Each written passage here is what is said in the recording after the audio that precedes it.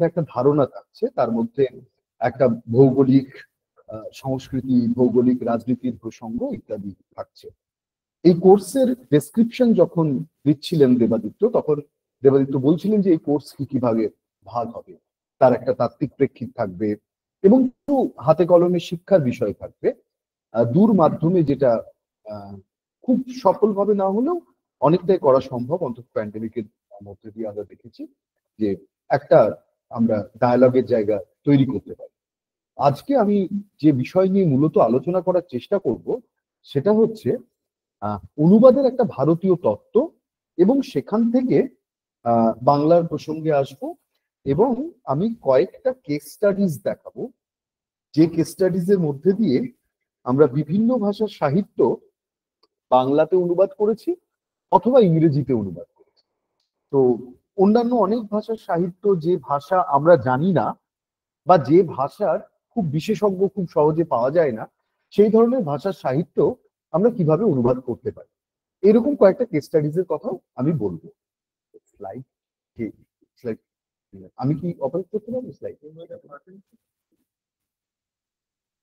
আচ্ছা, এখান থেকেই করতে, তাই? হ্যাঁ, ফাইন। Hello ডিস্টিং, right. তো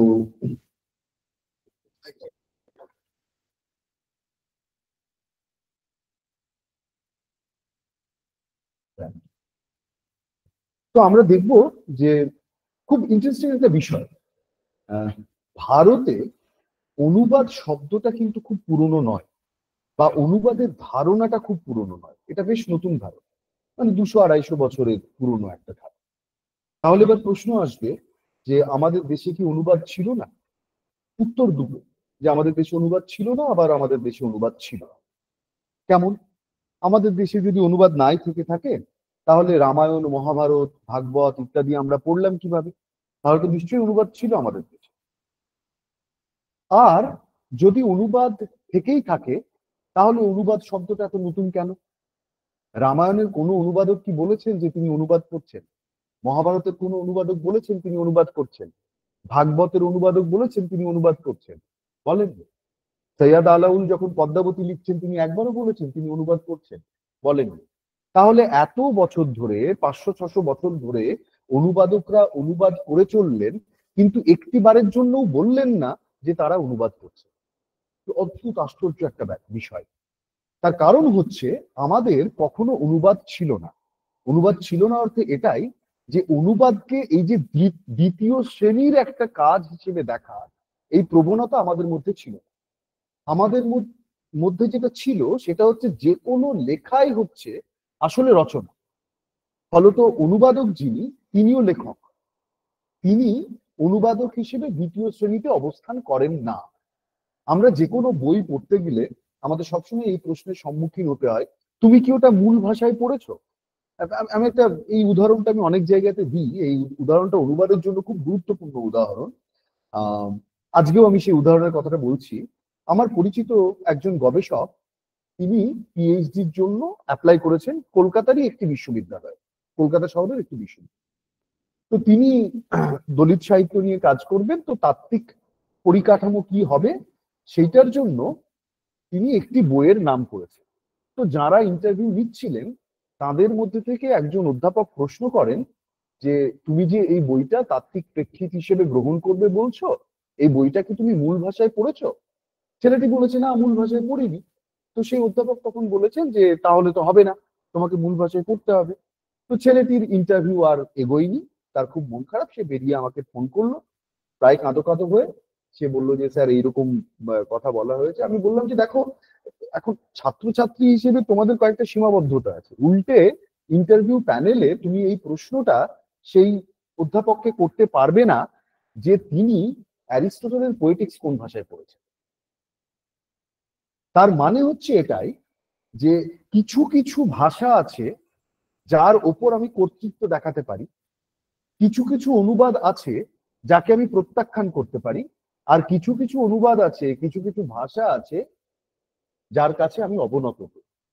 তাহলে অনুবাদকের অবস্থান কি হবে এটা নির্ভর করে অনুবাদক কোন ভাষা থেকে অনুবাদ করছে। এবং সেই ভাষার প্রতি পাঠক মহলের সাংস্কৃতিক বা সামাজিক মনোভঙ্গিটা কেমন, এটা হচ্ছে একটা গুরুত্বপূর্ণ জায়গা। আমাদের দেশে এই সমস্যাটা আগে ছিল না, অর্থাৎ ব্রিটিশ আসার আগে প্রি কলোনিয়াল পিরিয়ডে এই সমস্যাটা কখনো ছিল না। সেই জন্য রামায়ণ মহাভারত বা ভাগবতের অনুবাদক তারা কিন্তু লেখক, তারা কিন্তু রচনা করছে। যখন আমাদের ইউরোপিয়ানদের সঙ্গে পরিচয় হলো এবং আমরা দেখলাম যে একটি ভাষা থেকে আরেকটি ভাষায় টেক্সট চলে যাচ্ছে, এই চলে যাওয়ার কাজটাকে বলা হয় ট্রান্সলেশন। তখন দেখলাম যে আমাদের দেশেও তো এরকম প্রচুর রয়েছে, একটি ভাষা থেকে আরেকটি ভাষায় টেক্সটের গমন ঘটছে, টেক্সট যাচ্ছে। তাহলে এইটাকে আমরা কি বলবো? এটার জন্য আমরা শব্দ খুঁজতে শুরু করলাম। যখন আমরা শব্দ খুঁজতে শুরু করলাম তখন দেখলাম যে না, কোনো অনুবাদক রামায়ণ মহাভারত ভাগবত বা আলাউল পদ্মাবতীর অনুবাদক এরা কেউ বলে যাননি যে তারা কি করছেন। এক একজন এক একটা কথা বলছেন। কেউ বলছেন যে লোকজনের উপকারের জন্য এটা আমি লিখছি, লোক নিস্তারিতে যায় পাঁচালী রচিয়া। কেউ বলছেন যে আমি পয়ার প্রবন্ধে লিখছি। ভারী মুশকিল, তাহলে কি করা যাবে? তখন দেখা গেল যে আমাদের তর্কশাস্ত্রে তিনটি শব্দ পাওয়া যাচ্ছে, দুটি শব্দ খুব গুরুত্বপূর্ণ, বাদ এবং অনুবাদ। এই বাদ অর্থাৎ যা বলা হয়েছে, অনুবাদ হচ্ছে তার উত্তরে যা বলা হচ্ছে। অনু মানে পশ্চাৎ বা পিছনে, বাদ মানে তার উত্তরে বলা। তখন আমরা দেখলাম যে ট্রান্সলেটেড টেক্সট বলে যেটাকে আমরা আইডেন্টিফাই করছি সেটা পরে ঘটছে। মূল টেক্সট একটা রয়েছে, তারপরে অনুবাদ ঘটছে। তাই ট্রান্সলেশনের পরিভাষা আমরা করলাম অনুবাদ। এই অনুবাদ শব্দটা আমরা পেলাম সংস্কৃত থেকে, এবং সংস্কৃত থেকে এই অনুবাদ শব্দটা পাওয়ার পর আমরা এইটা বিভিন্ন ভারতীয় ভাষায় এইটাকে আমরা ব্যবহার করা শুরু করলাম। এবং তারপরে আমরা দেখবো যে অ্যারাবিক থেকে, আরবি ভাষা থেকে তর্জমা শব্দটা আমরা পেলাম, যেটা তর্জমা হিসেবে আমরা ব্যবহার করি। ফলত ভারতীয় বিভিন্ন ভাষাতে অনুবাদ, তর্জমা ইত্যাদি শব্দগুলো ব্যবহার করা হয়। তাছাড়াও দেখবো অনুবাদের জন্য অসংখ্য শব্দ আছে। বাংলায় আমরা দেখেছি স্কুলে পড়তে গিয়ে শব্দানুবাদ করো বলে একটা প্যাসেজ আমাদের দেওয়া হতো। তাহলে শব্দানুবাদ অর্থাৎ একেবারে প্রত্যেকটা শব্দের আমি অনুবাদ করব শব্দ ধরে ধরে। ভাবানুবাদ অর্থাৎ প্রত্যেকটা শব্দ ধরে ধরে অনুবাদ করছি না, কিন্তু মূল বিষয়টা একই রাখছি, বোঝা যাচ্ছে যে এটা অনুবাদ।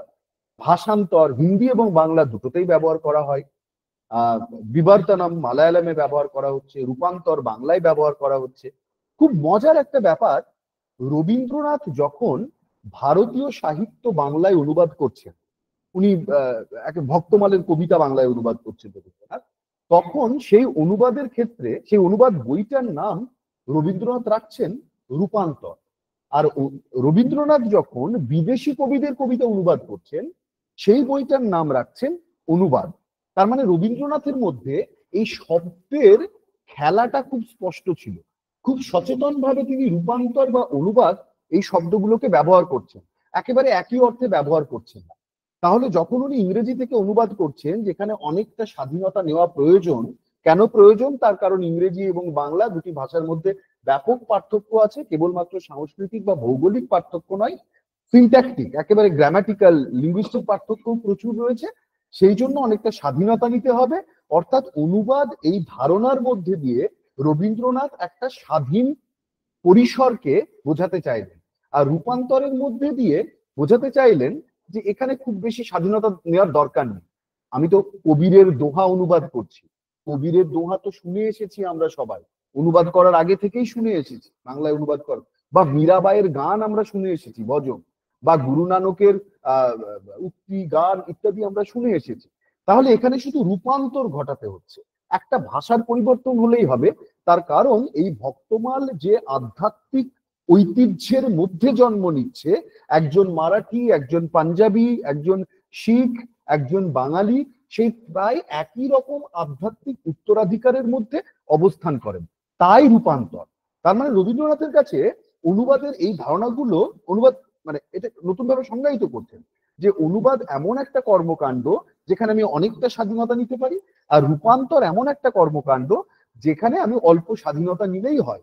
তাই ভারতীয় ভাষাগুলোর মধ্যে অনুবাদ, রূপান্তর, আর যখন বিদেশি ভাষা থেকে ভারতীয় ভাষায় অনুবাদ হচ্ছে সেটা অনুবাদ বলে রবীন্দ্রনাথ মনে করছে। এইভাবে ভারতীয় ভাষাগুলোতে আমরা অসংখ্য শব্দ পাবো, যে শব্দগুলো আমাদের ট্রান্সলেশন বা অনুবাদ এই ক্রিয়ার দ্যোতক।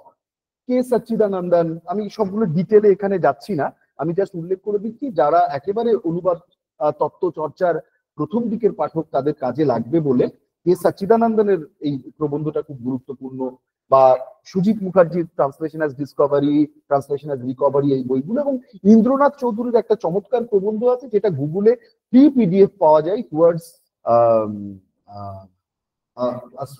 An Indian theory of translation. তো এইগুলো একেবারে গুগলে ফ্রি পিডিএফ পাওয়া যায়, আমি সেগুলোর মধ্যে এখন যাচ্ছি না।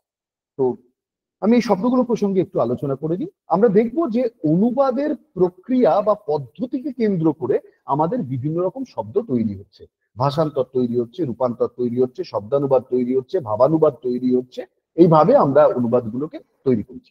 তাছাড়াও প্রাচীন এবং মধ্যযুগের জ্ঞান চর্চায় আমরা অনেক শব্দ পাই, অনেক তাত্ত্বিক শব্দ আমরা পাই, যে তাত্ত্বিক শব্দ দিয়ে অনুবাদ এবং ব্যাখ্যা অর্থাৎ ট্রান্সলেশন এবং ইন্টারপ্রিটেশন এই দুটো ক্রিয়াকেই বোঝানো হয়। যে কারণে টিকা ভাষ্য যখন লেখা হচ্ছে সেইটাকে কিন্তু আমরা অনুবাদ হিসেবেই গ্রহণ করছি, বা কুরআনের হাদিস যখন তৈরি হচ্ছে হাদিসকে কুরআনের ট্রান্সলেশন হিসেবে দেখা, কারণ হাদিস না পড়লে কুরআনের বাণী সব বোঝা যাবে না, হাদিসের যে ইন্টারপ্রিটেশনটা। তেমনি গীতা বোঝার জন্য তার শঙ্কর ভাষ্য দরকার, বা অন্যান্য আরো অনেক ভাষ্য আছে সেই ভাষ্য দরকার।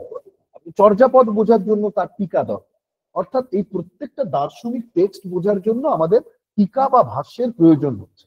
তাহলে এই টিকা বা ভাষ্য একই সঙ্গে ট্রান্সলেশন এবং ইন্টারপ্রিটেশনের জায়গাটা তৈরি করছে। তার মানে আমাদের এই যে প্রাচীন এবং মধ্যযুগের এপিস্টেমোলজি, এই এপিস্টেমোলজির সঙ্গে কিন্তু ট্রান্সলেশন এবং ইন্টারপ্রিটেশন এই দুটো ওতপ্রোতভাবে জড়িয়ে আছে।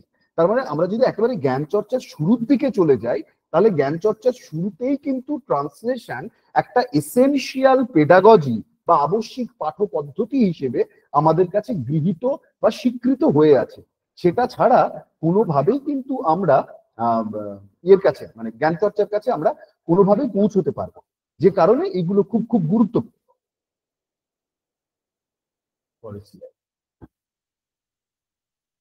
আমরা দেখব যে যখন ভারতীয় অনুবাদ বলে কিছু সম্ভব কিনা, ইন্ডিয়ান স্কুল অফ ট্রান্সলেশন, তার কারণ আমরা যখন ট্রান্সলেশন স্টাডিজ এর কথা বলি তখন মূলত বিদেশি তত্ত্বগুলোকে আমরা পড়ি। কারণ বিদেশে যেটা হয়, বিদেশে মানে ইউরোপে, মূলত ইউরোপ বা আমেরিকাতে, যে খুব সিস্টেমেটিক ভাবে এই মানে আধুনিক যুগে আর কি নলেজকে ডিসিপ্লিন করা হয়, যে কারণে তত্ত্বগুলো সবসময় বিদেশ থেকে ডেভেলপ হয়, ইউরোপ বা আমেরিকা থেকে ডেভেলপ করতে সেইগুলোকে আমরা নিয়ে আসি, সেগুলোকে নিয়ে এসে আমাদের পড়ার কাজে ব্যবহার করি বা গবেষণার কাজে, আলোচনার কাজে ব্যবহার করি। আমরা ভারতীয়রা মানে আধুনিক ভারতীয়রা নিজেদেরকে খুব একটা তত্ত্বের অধিকার দিইনি। তত্ত্বের অধিকার দিইনি বলেই আমাদের নিজেদের যে দার্শনিক ভাবনা, চিন্তা ইত্যাদি, সেগুলো খুব সুগঠিত ভাবে কোথাও লেখা হয়নি বলে, বা খুব কম লেখা হয়েছে। সেই কারণেই ভারতীয় অনুবাদ তত্ত্ব বা বাংলার অনুবাদ তত্ত্ব, এই ব্যাপারগুলো কখনো তৈরি হয়। আজকে যখন বেঙ্গল ইন ট্রান্সলেশন এই কথাটা আমরা ভাবার চেষ্টা করছি, তখন আমাদের এটাও ভাবতে হবে যে বাংলার তো এতদিনের অনুবাদের ইতিহাস আছে, এবং গোটা ভারতের বিভিন্ন আধুনিক ভাষার হাজার বছরের অনুবাদের ইতিহাস আছে। হাজার বছরের অনুবাদের ইতিহাস আছে মানে হাজার বছরের অনুবাদ সংক্রান্ত দার্শনিক চিন্তারও ইতিহাস আছে। তাহলে আমাদের অনুবাদের ইতিহাস কেবলমাত্র অনুবাদের ইতিহাস নয়, অনুবাদের দর্শনের ইতিহাসও বটে। এবারে অনুবাদের দর্শনটা কোথায় গেল? এটা নিয়ে কোথাও কোনো বই আছে? আমরা কি কোথাও একটা জায়গায় পাচ্ছি অনুবাদের দর্শনটা কি? সেটা আমরা কোথাও পাচ্ছি? সেটা পাচ্ছি না। তাহলে ইন্ডিয়ান স্কুল অফ ট্রান্সলেশন মানে ভারতীয় অনুবাদ তত্ত্ব, এইটা তৈরি করতে গিয়ে আমাদের মূল সমস্যা কি হচ্ছে? মূল সমস্যা হচ্ছে ট্রিটিস। আমাদের কোনো ট্রিটি নেই, ট্রিটিস নেই, আমাদের কোনো শাস্ত্র নেই, রাইট? আমাদের প্রাচীন বা মধ্যযুগের জ্ঞান চর্চায় যেমন বিবিধ রকম শাস্ত্র রয়েছে, হ্যাঁ, অভিনবগুপ্ত বলছেন যে সাহিত্য চর্চা করার মধ্যে দিয়েও আমরা মোক্ষ লাভ করতে পারি, কারণ সাহিত্য এমন একটা বিষয় যার মধ্যে দিয়ে বিভিন্ন রকমের দার্শনিক প্রবণতাগুলো প্রকাশিত হয়, এবং মানুষের যত রকমের রিপু আছে সেই রিপুর প্রকাশও সাহিত্যের মধ্যে দিয়ে ঘটে। ফলত ধর্ম চর্চা করতে গিয়ে তার শেষে ধর্মশাস্ত্র বা অর্থশাস্ত্র, কামশাস্ত্র, মোক্ষ শাস্ত্র ইত্যাদি রয়েছে। সাহিত্যের মধ্যে দিয়ে সমস্ত শাস্ত্রের চর্চা করা সম্ভব। ফলত নিরন্তর সাহিত্য চর্চার মধ্যে দিয়েও আমাদের মুক্তি ঘটতে পারে বা মোক্ষ লাভ ঘটতে পারে বলে অভিনবগুপ্ত মনে করছে। এবার তাহলে মজার বিষয় যেটা, সেটা হচ্ছে যে এই যে অনুবাদ সাহিত্যের এত অনুবাদ ঘটে যাচ্ছে, এর প্রত্যেকটা অনুবাদের সঙ্গে সঙ্গে প্রত্যেকটা অনুবাদ তৈরি হচ্ছে একটা দার্শনিক ঐতিহ্যের মধ্যে দাঁড়িয়ে বা একটা ধর্মীয় ঐতিহ্যের মধ্যে দাঁড়িয়ে অনুবাদ হচ্ছে, এবং অনুবাদকরা সেই সম্বন্ধে তাদের স্পষ্ট অভিমত রাখছেন। এবার এই অভিমতগুলোকে যদি আমরা এক জায়গায় জড়ো করি, তাহলেই ভারতীয় অনুবাদ তত্ত্বকে আমরা তৈরি করতে পারবো বা বাংলার অনুবাদ তত্ত্বকে আমরা তৈরি করতে পারবো।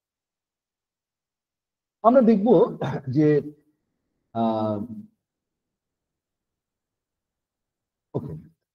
আমাদের প্রাচীন কাল থেকেই বহুভাষিক টেক্সট তৈরি হয়েছে। আমরা যখন সংস্কৃত পড়ছি, সংস্কৃত পড়তে গিয়ে আমরা দেখেছি যে কালিদাসের নাটক অন্তত 4টি ভাষায় লেখা। কালিদাসের সংস্কৃত নাটক কেবল সংস্কৃততে রচিত হয়নি, অন্তত 4টি ভাষায় রচিত হয়েছে। সংস্কৃত আছে এবং 3 রকমের প্রাকৃত রয়েছে তার মধ্যে, 3 রকমের প্রাকৃত তার মধ্যে, যেটা খুব গুরুত্বপূর্ণ যে বহুভাষিক টেক্সট তৈরি হচ্ছে। যে কারণে সংস্কৃত টেক্সটগুলোর মধ্যে গুণাঢ্যের বৃহৎ কথার মধ্যে বা সোমদেবের কথা শরীর সাগরের মধ্যে বা ক্ষেমেন্দ্রর বৃহৎ কথা মঞ্জুরির মধ্যে দিয়ে আমরা নানা রকম ট্রান্সলেশন ইত্যাদি পাবো। এবং আমাদের যে সমস্ত দর্শন শাস্ত্র রয়েছে, সেই দর্শন শাস্ত্রগুলোতেও এমন কিছু শব্দ, তত্ত্ব, ভাবনা রয়েছে যার সঙ্গে অনুবাদ বা অনুবাদের এই যে দীর্ঘ সংস্কৃতি 20 শতক জুড়ে তাত্ত্বিকভাবে তৈরি হচ্ছে, তার যে সংস্কৃতি তৈরি হচ্ছে তার কিছু সাযুজ্য বা মিল আমরা পাবো। এইখানে সেই দৃষ্টান্তগুলো দেওয়া আছে। এই দৃষ্টান্তগুলোর জন্য আমি আপনাদেরকে বলবো, আমি জাস্ট মানে এগুলো বোঝানোর জন্য নিয়ে এসেছি, এবং আমি আপনাদের বলবো যে আপনারা অবশ্যই ইন্দ্রনাথ চৌধুরী এবং ইন্দ্রনাথ চৌধুরীর লেখাটা পড়ুন, যেটা গুগলে ফ্রিতে পাওয়া যাবে। সেই লেখাটা পড়লে ইন্দ্রনাথ চৌধুরী কিভাবে প্রাচীন ভারতীয় শাস্ত্র দর্শন থেকে বিভিন্ন পরিভাষা এনে ভারতীয় অনুবাদ তত্ত্বের জায়গাটা নির্মাণ করার চেষ্টা করছেন, সেটা দেখা যাবে। আমি এখানে যেটা মূলত করব সেটা হচ্ছে ইন্দ্রনাথ চৌধুরীর ব্যবহৃত এই শব্দ বা পরিভাষাগুলোর উল্লেখ করে এবার বাংলা অনুবাদের যে তত্ত্বায়নের জায়গাটা, সেই জায়গাটায় আমি প্রবেশ করার চেষ্টা করব, যেটা নিয়ে তেমন লেখালেখি এখনো হয়নি। সংসর্গ বলে একটা শব্দ তিনি ব্যবহার করছেন, যেখানে দুটো জিনিস পরস্পরের সঙ্গে, দুটো বিষয় পরস্পরের সঙ্গে রিলেটেড, সেইটাকে সংসর্গ। অর্থাৎ মূল টেক্সট এবং অনুবাদিত টেক্সট দুজনের সঙ্গে সম্পর্কযুক্ত, তাই তাদের মধ্যে সংসর্গ আছে। আবার দুজনের মধ্যে এমন একটা সম্পর্ক আছে যেটাকে বলা হয় বিপ্রয়োগ, যেখানে একটা মানে এই সম্পর্কটা ডিসঅ্যাপিয়ার করে যায়, যে এই সম্পর্কটাকে প্রত্যক্ষত দেখা যায় না। অর্থাৎ একটা অনুবাদ পড়ছি, কিন্তু সেই অনুবাদটা এতটাই সৃজনশীল, অনুবাদক এতটাই স্বাধীনতা নিয়েছেন যে সেটা আর অনুবাদ বলে মনে হচ্ছে না।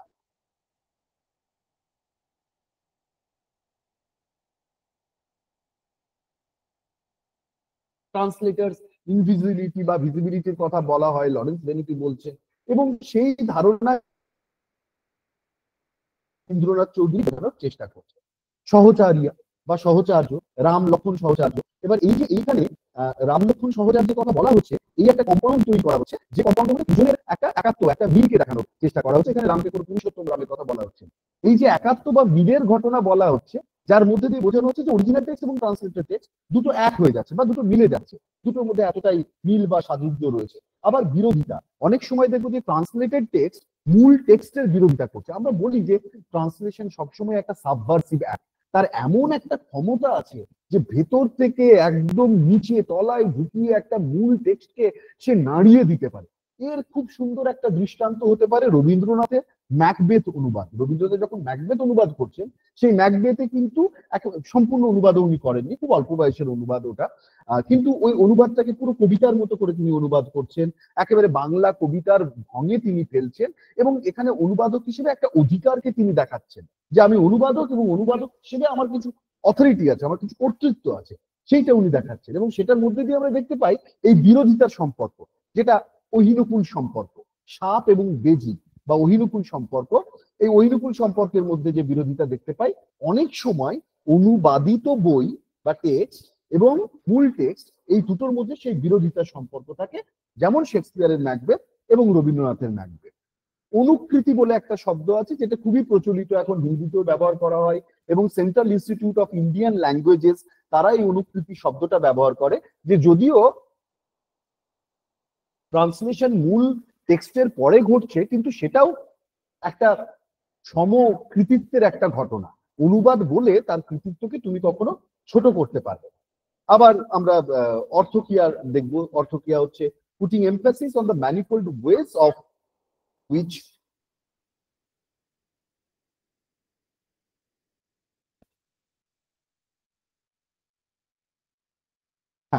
ways in which meanings are enacted in different texts. It emphasizes the creation of meaning or addition, omission, displacement and expansion. এই অর্থক্রিয়ার বিষয়টা আমরা খুব বেশি করে দেখতে পাই যখন আমরা কবিতা অনুবাদ করি, তখন আমরা দেখতে পাই।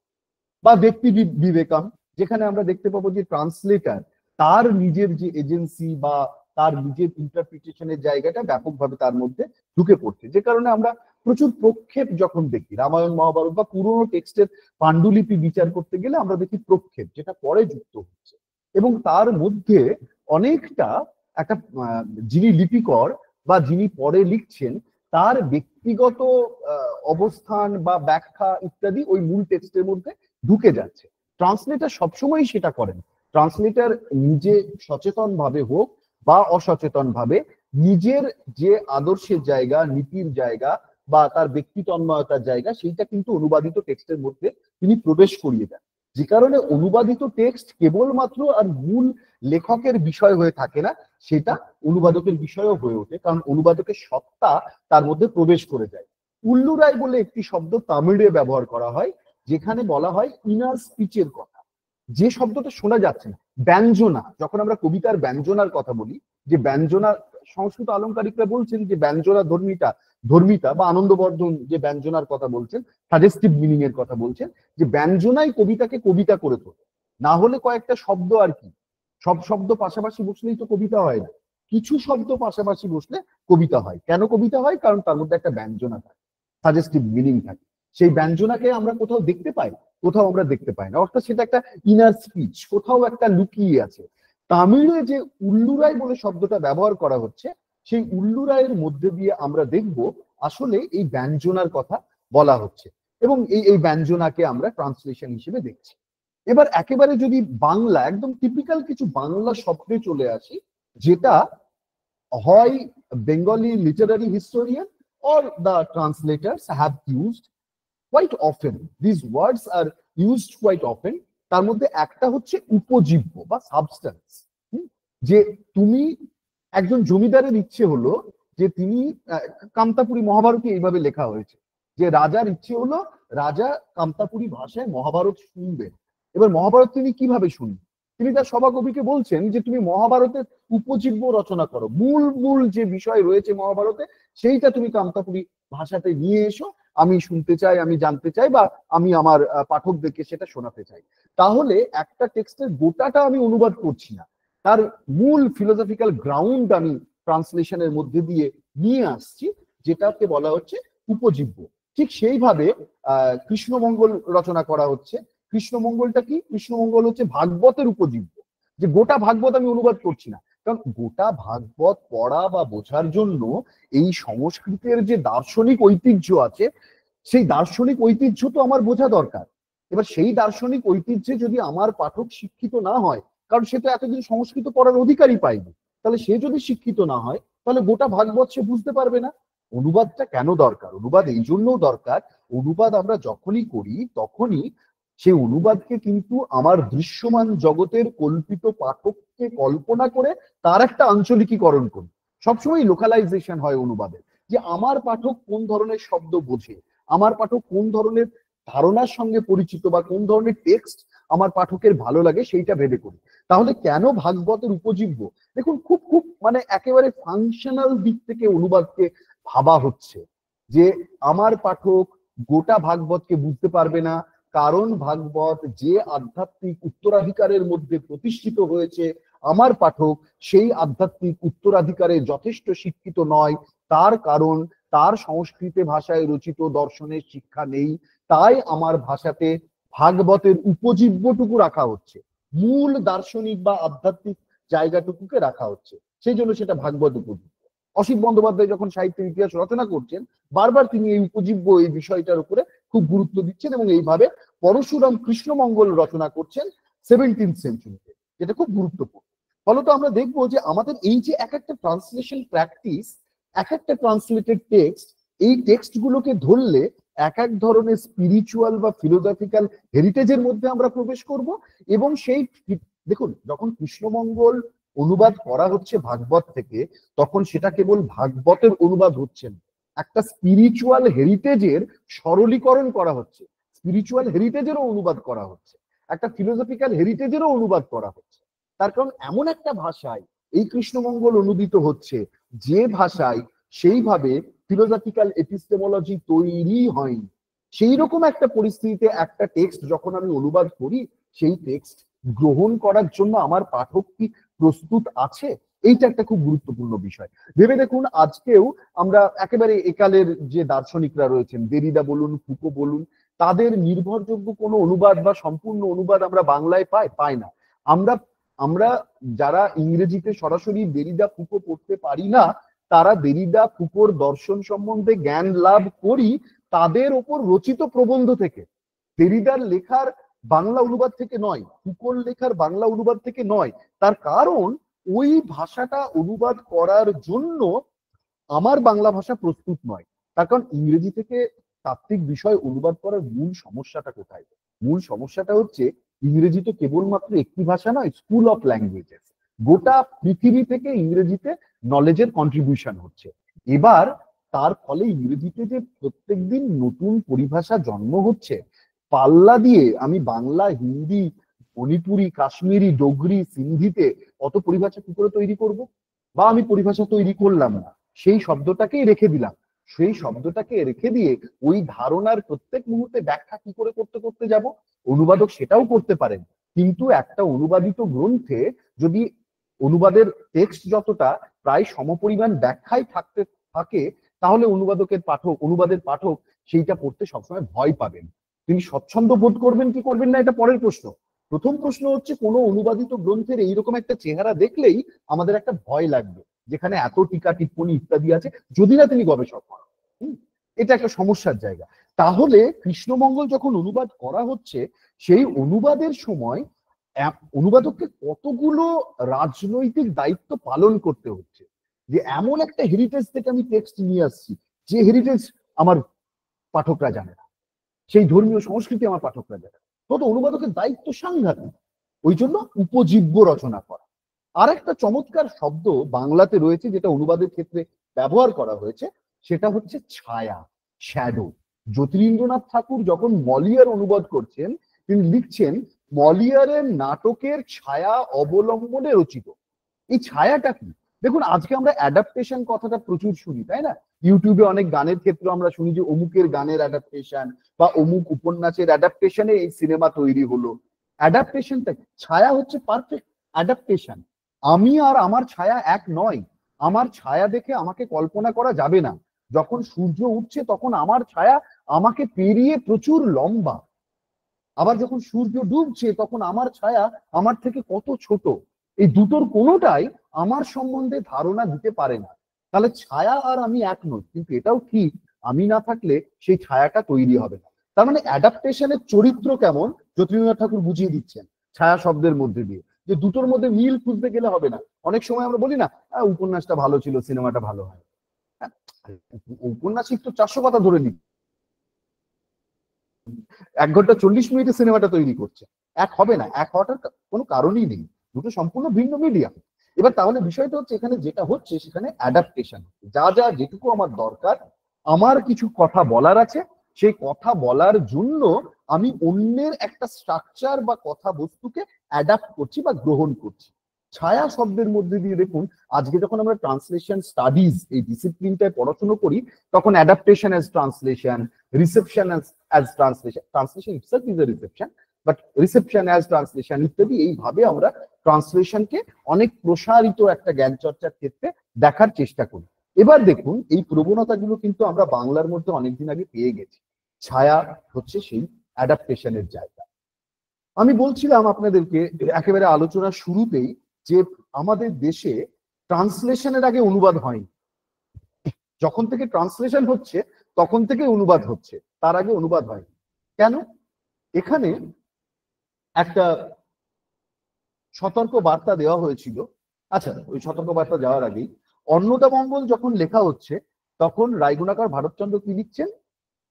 পড়িয়াছি যেই মতো লিখিবারে পারি, কিন্তু সে সকল লোকে বুঝিবারে ভারী, না রবে প্রসাদ গুণ, না হবে রসালো, অতএব কহি ভাষা যাবনি মিশাল। এবার এই যাবনি মিশালটা কি? যাবনি মিশাল হচ্ছে মুসলমানের ভাষা। মুসলমানের ভাষা কি? ফার্সি। কেন মুসলমানের ভাষা ফার্সি? তার কারণ হচ্ছে সম্রাট, মুঘল সম্রাটের ভাষা ফার্সি। নায়ক কোথায় যাচ্ছে? দিল্লিতে যাচ্ছে। নায়ক এবার আর বাংলায় কথা বলবে না, নায়ক এবার ফার্সিতে কথা বলবে। একটা মাল্টিলিঙ্গুয়াল টেক্সট তৈরি হয়ে যাচ্ছে। এই যে মাল্টিলিঙ্গুয়াল টেক্সট তৈরি হচ্ছে মধ্যযুগে, ফলত এই টেক্সটের মধ্যেই একটা ট্রান্সলেশনাল যাতায়াত, একটা translational to and fro road তৈরি হয়ে যাচ্ছে এর মধ্যে। ফলত এইভাবে তখন টেক্সট গুলো তৈরি হচ্ছে। কিন্তু এই অনুবাদ কিন্তু আসলে কার্স, অভিশাপ। এবং অনুবাদের জন্ম কিন্তু একটা অভিশাপ থেকে। অভিশাপ ছাড়া কখনো অনুবাদ হয় না। অনুবাদ কোনোভাবেই আশীর্বাদের ফল নয়। টাওয়ার অফ ব্যাবেলের গল্প আমরা জানি। মানুষ ঈশ্বরের কাছে পৌঁছে যাবে, ঈশ্বর মানুষের মধ্যে প্রচুর ভাষা তৈরি করে দিলেন, মানুষের মধ্যে গন্ডগোল তৈরি হলো, টাওয়ার তৈরি হলো না, স্বর্গে পৌঁছানো গেল না, অনেক ভাষা তৈরি হলো বলে অনুবাদের দরকার। বাংলায় কি বলা হচ্ছে? সপ্তদশ অষ্টাদশ শতাব্দীতে বলা হচ্ছে অষ্টাদশ পুরাণানি রামস্য চরিতানি মানব ভাষায়াং শ্রুত্বা রৌরব নরকং ব্রজেত। যে এই 18টা পুরাণ, রামের চরিত কথা, এইসব যদি মানুষ যদি ভাষাই শোনে, ভাষা মানে এটার নাম বাংলা হয়নি তখন। তার কারণ বঙ্গদেশ তো বিখ্যাত ছিলই না, বিখ্যাত ছিল তো এই অঞ্চল গৌড়, তাই তো এটা গৌড়ীয় ভাষা। বঙ্গ ভাষার নাম বাংলা হলো তো কিছুদিন আগে, তো নতুন ঘটনা, 200 বছর আগেকার ঘটনা হবে, তাও হয়তো হবে। কিন্তু তাহলে ওই জন্য এই ভাষাটার আমরা কোথাও নাম পাচ্ছি না। মধ্যযুগের সাহিত্যে বাংলা ভাষা এটা খুব একটা পাওয়া যাবে না। সবাই বলছে ভাষা, ব্যাটারি, দেবাদিত্য ল্যাপটপ ব্যাটারি, হ্যাঁ সবাই কি বলছে? ল্যাপটপের ব্যাটারি। সবাই কি বলছে? সবাই বলছে বাংলা ভাষা, সবাই বলছে দেশি ভাষা, সবাই বলছে লোকভাষা। হ্যাঁ, সরি, বাংলা ভাষা কেউ বলছে না, সবাই বলছে ভাষা, দেশি ভাষা বা লোকভাষা। বাংলা ভাষা নাম হচ্ছে। তাহলে কি বলা হচ্ছে? যে সংস্কৃততে এগুলো পড়া যাবে। সংস্কৃতের পরিবর্তে যদি বাংলা ভাষায় পড়া হয় তাহলে কিন্তু মুশকিল হয়ে যাবে। তাহলে কিন্তু তোমাকে রৌরব নামক নরকে যেতে হবে, যেটা নিকৃষ্টতম নরক। এবার এইটার বিরুদ্ধে প্রতিবাদ করে কিন্তু অনুবাদ হচ্ছে। বিষয়টা হচ্ছে এই বাণীটা কারা দিল? এই বাণীটা দিল কথক ঠাকুররা, যারা বিভিন্ন ধর্মগ্রন্থ লোকের বাড়িতে বাড়িতে পারফর্ম করে বেড়াতো, তারা এই বাণীটা দিল। তার কারণ অনুবাদের ফলে তাদের জীবিকা চলে যাচ্ছিল। তো কেন জীবিকা চলে যাচ্ছে? তার অনুবাদের ফলে জীবিকা চলে যাচ্ছে এই জন্য। বাংলার প্রথম অনুবাদক, একদম রেকর্ডেড হিস্ট্রিতে প্রথম অনুবাদ করছেন মালাধর বসু। মালাধর বসু ভাগবত অনুবাদ করছেন, তার নাম কি? শ্রীকৃষ্ণ বিজয়। শ্রীকৃষ্ণ বিজয় মালাধর বসু কি বলছেন? মালাধর বসু বলছেন যে ভাগবত শুনিতে অনেক অর্থ চাহি, এ কারণে ভাগবত হিত ছন্দে গায়। কোথাও অনুবাদের কথা বলা হচ্ছে না কিন্তু। সংস্কৃত ভাগবত শুনতে গেলে প্রচুর টাকা খরচ হবে, বামুন ডাকতে হবে, তিনি পড়বেন, পুজো আর্চা, তাকে বাতুর দিতে হবে, চাল ডাল গামছা অনেক কিছু দিতে হবে, 5টা লোক ডেকে খাওয়াতে হবে, ফলে তো প্রচুর খরচ। উনি বলছেন আমি এবার অনুবাদ করে দিলাম, এই পাণ্ডুলিপি এবার যার কাছে থাকবে সে পড়বে, তার ইহজগতের সমস্ত পাপ ধুয়ে মুছে যাবে। তাহলে দেখুন মধ্যযুগের অনুবাদ কি চমৎকার ভাবে একটা লোকহিতকর কাজ। অনুবাদ কিন্তু আর শুধু ইন্ডিভিজুয়াল ব্যক্তির বিষয় নয়, গোষ্ঠীর জন্য অনুবাদ করা হচ্ছে, লোকহিতের জন্য অনুবাদ করা হচ্ছে। এবং সেই অনুবাদ রেজিস্ট্যান্স, রামধনিকাল যে নলেজ, যে একটা নলেজ স্ট্রাকচার রয়েছে যেখানে প্রবেশাধিকার নেই সমস্ত মানুষের, সেই জায়গাটাকে ধাক্কা দেওয়া হচ্ছে। আর কোথায় ধাক্কা দেওয়া হচ্ছে? ধাক্কা দেওয়া হচ্ছে এই কথক ঠাকুরদের এই অভিশাপ বাণী, যে অষ্টাদশ পুরাণানি রামস্য চরিতানি মানব ভাষায়াং শ্রুত্বা রৌরব নরকং ব্রজেত, সেইখানে। আর কেন করা হচ্ছে? মানুষকে শেখাতে হবে, পড়া, লোক শিক্ষা দিতে হবে। অনুবাদ লোক শিক্ষার বিষয়। আজকেও কিন্তু অনুবাদ লোক শিক্ষারই বিষয়। আমি একটা বই পড়েছি, সেটা পড়ে আমি চমকে গেছি। আমার মনে হয়েছে যে আমার বাংলা ভাষায় এইরকম বই নেই, তাই আমি অনুবাদ করছি। আমি অনুবাদের মধ্যে দিয়ে আসলে লোক শিক্ষা দিতে চাইছি, যে আমার পাঠক পড়লে সে উপকৃত হবে। কি বলছেন এখানে? এখানে বলা হচ্ছে যে সংস্কৃত ভারত না বুঝে সর্বজন, মোর নিবেদন কিছু শুনো কবিগণ।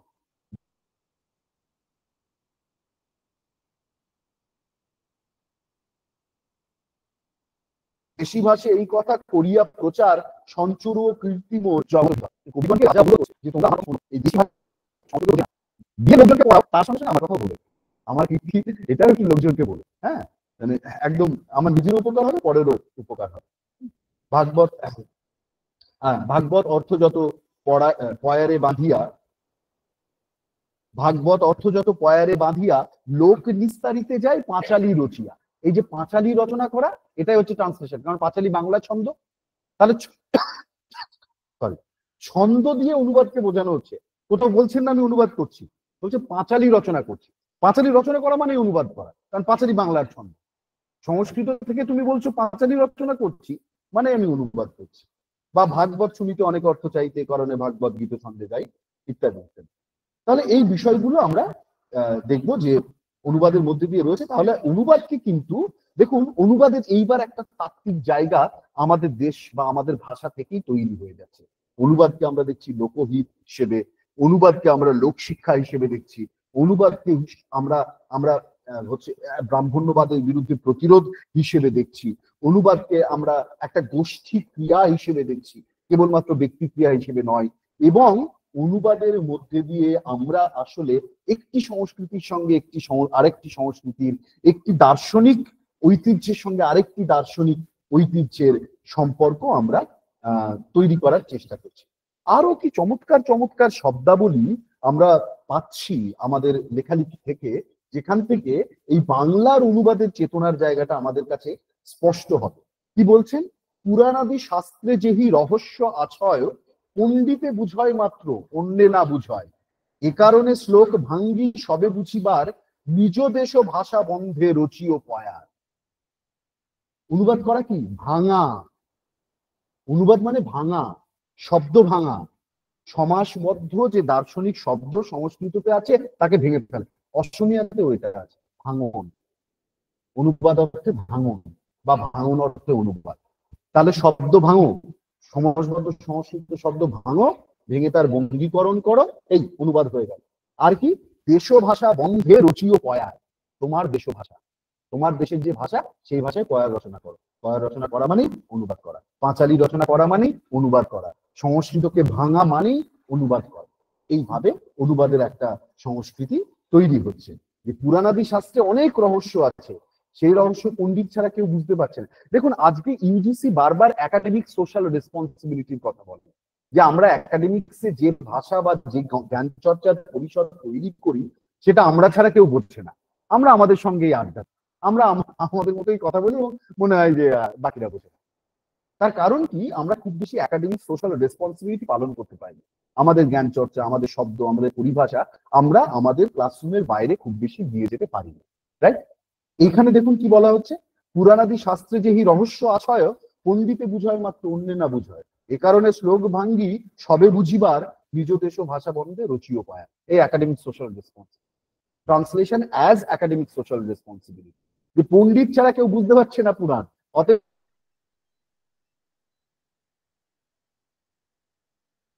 তুমি অনুবাদ করো, অনুবাদ করে লোকজনের কাছে নিয়ে যাও। এবার সাধারণ লোক এই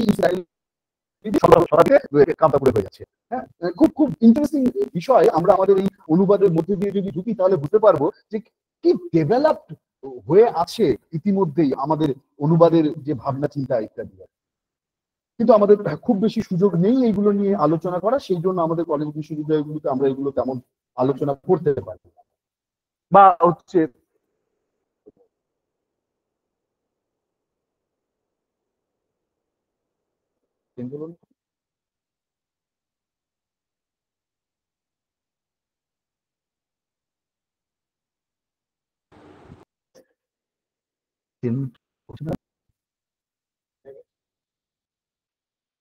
এখানে হচ্ছে ল্যাপটপে দেখাচ্ছে, ওখানে আছে না?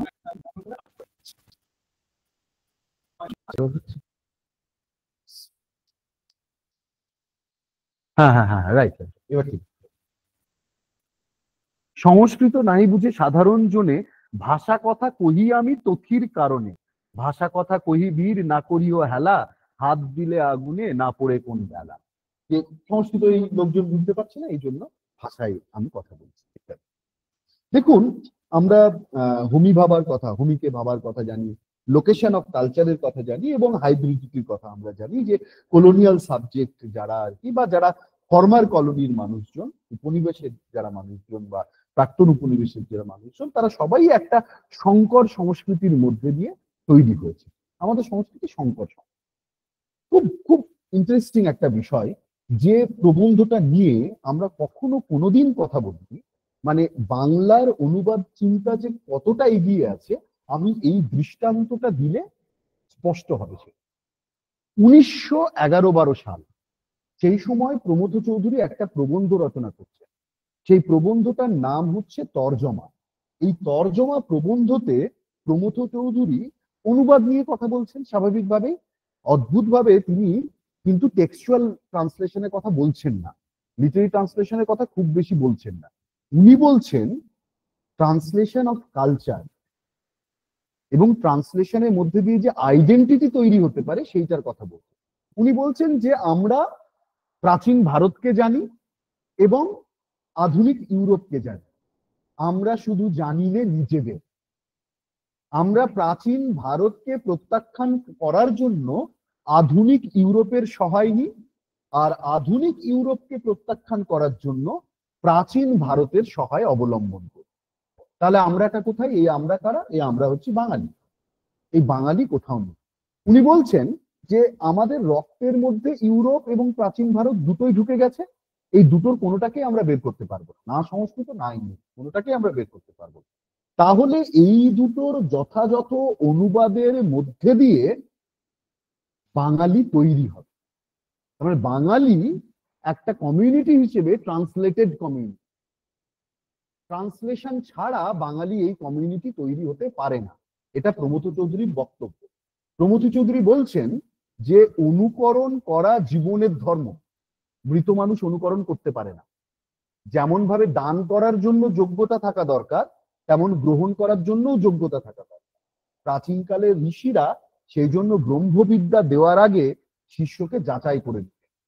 এই সমস্ত কিছু বলার মধ্যে দিয়ে অনুবাদ চর্চার জগতে সব থেকে বৈপ্লবিক কথাটা প্রমথ চৌধুরী বললেন। এই কথা, এই স্টেটমেন্ট আমি আর কোনো অনুবাদ তাত্ত্বিকের লেখায় পাইনি, এতটা বৈপ্লবিক স্টেটমেন্ট। কি বলছেন প্রমথ চৌধুরী? তিনি বলছেন আমাদের এ যুগ সত্য যুগও নয়, কলিযুগও নয়, তর্জমার যুগ। আমাদের এই যুগ হচ্ছে ট্রান্সলেশনের যুগ, অনুবাদের যুগ। আর প্রমথ চৌধুরী বলছেন সমস্ত যুগের একটা যুগ ধর্ম থাকে, আমাদের যুগ ধর্ম হচ্ছে অনুবাদ। আর যেটা যুগ ধর্ম, সেইটা ঠিকঠাক করার মধ্যে দিয়েই, সেটা যথাযথভাবে পালন করার মধ্যে দিয়েই মানুষের জীবনের সার্থকতা। তাহলে 20 শতকের বাঙালির জীবনের সার্থকতা কি? ট্রান্সলেশন করা। প্রমথ চৌধুরী বলছে 20 শতকের বাঙালির জীবনের সার্থকতা হচ্ছে ট্রান্সলেশন করা। আমাদের এই যুগ ট্রান্সলেশন। কি চমৎকার একটা তাত্ত্বিক প্ররোচনা আমাদের প্রমথ চৌধুরী দিয়ে যাচ্ছে। আরেকজন অত্যন্ত গুরুত্বপূর্ণ অনুবাদ তাত্ত্বিক হচ্ছেন সুধীন্দ্রনাথ দত্ত। সুধীন্দ্রনাথ দত্ত একটি কাব্যগ্রন্থ রচনা করেছিলেন, সেটি অনুবাদ, তার নাম হচ্ছে প্রতিধ্বনি, এবং সেইটি হচ্ছে ইউরোপীয় কবিদের, আধুনিক ইউরোপীয় কবিদের কবিতার অনুবাদ। সেই ট্রান্সলেশন বইয়ের 2.5 পাতার একটা ভূমিকা আছে প্রতিধ্বনি কাব্য। সেই আড়াই পাতার ভূমিকাতে চমৎকার একটি বিষয় তিনি বোঝাচ্ছেন। এই যে ইউরোপ ওপরে আছে, আমাদের ওপরে আছে, আর আমরা কলোনাইজ তাদের নিচে আছি, এইরকম নিচে থাকা মানুষ কোন স্পর্ধায় বা কোন কোন সাইকেল, কোন কোন মনোভঙ্গিতে সে তার লেখক কবি প্রভুদেরকে দেখবে এবং তাদেরকে অনুবাদ করবে, এবং তাদের সঙ্গে সম্পর্কটা কি হবে। উনি বলছেন যে জার্মানের অন্যয়যুক্ত পদ বাংলায় নেই, বা ফরাসিতে একটি শব্দের যে অজস্র প্রতিশব্দ সেটা নেই, আমাদের বাংলায় নেই। আমাদের বৃষ্টি বৃষ্টি ঠিক আছে, বৃষ্টি, কিন্তু ফরাসিতে অনেক রকমের বৃষ্টি আছে। বা ইংরেজিতে যে ধরনের সেন্টেন্স সিনট্যাক্স যে ধরনের হয়, আমাদের সিনট্যাক্স সে ধরনের নয়। তাহলে আমরা অনুবাদ কিভাবে করব? এবং আমরা তো কোনোভাবেই ওই ইউরোপীয় কবিদের কাছে পৌঁছতে পারবো না। আমরা তাহলে দূর থেকে একটা সাধনা করছি। তাই উনি বলছেন যে ইউরোপীয় কবিদের সঙ্গে আমি একটি একলব্যের সম্পর্ক পাতিয়েছি। আমি একলব্যের মতো তাদেরকে গ্রহণ করছি এবং তাদেরকে অনুবাদ করছি। খুব মজার বিষয়, সুধীন দত্ত তার কাব্যগ্রন্থের নাম দিলেন প্রতিধ্বনি, যেটা ইউরোপীয় কবিতার বাংলা অনুবাদ। কেন প্রতিধ্বনি নাম দিলেন? দেবপ্রসাদ বন্দ্যোপাধ্যায় আইসাই কলকাতায় চাকরি করতেন ভাষাতাত্ত্বিক, তিনি চমৎকার ভাবে এটা ব্যাখ্যা করেছেন। একটি অত্যন্ত সুন্দর প্রবন্ধ তার রয়েছে এই একলব্য দ্রোণাচার্য মেটাফিল্ম। তিনি বলছেন যে খুব মজা আছে, সুধীন্দ্রনাথ খুব খুব মজা করলেন এখানে। ধ্বনি তীরে প্রতিধ্বনি সদা ব্যঙ্গ করে, ধ্বনি তীরে প্রতিধ্বনি সদা ব্যঙ্গ করে, ব্যঙ্গ বিযুক্ত অঙ্গ, বিকৃত অঙ্গ, সদা ব্যঙ্গ করে। অর্থাৎ অনুবাদ, এই এই এই আমি একলব্য সম্পর্ক পাতিয়েছি, কিন্তু দ্রোণাচার্যকে আমি খুব সহজে ছেড়ে দিচ্ছি না। ওই ধ্বনির আমি প্রতিধ্বনি করছি, কিন্তু তুমি এটাও প্রত্যাশা করো না তাতে তুমি ধ্বনিটিকেই পাবে।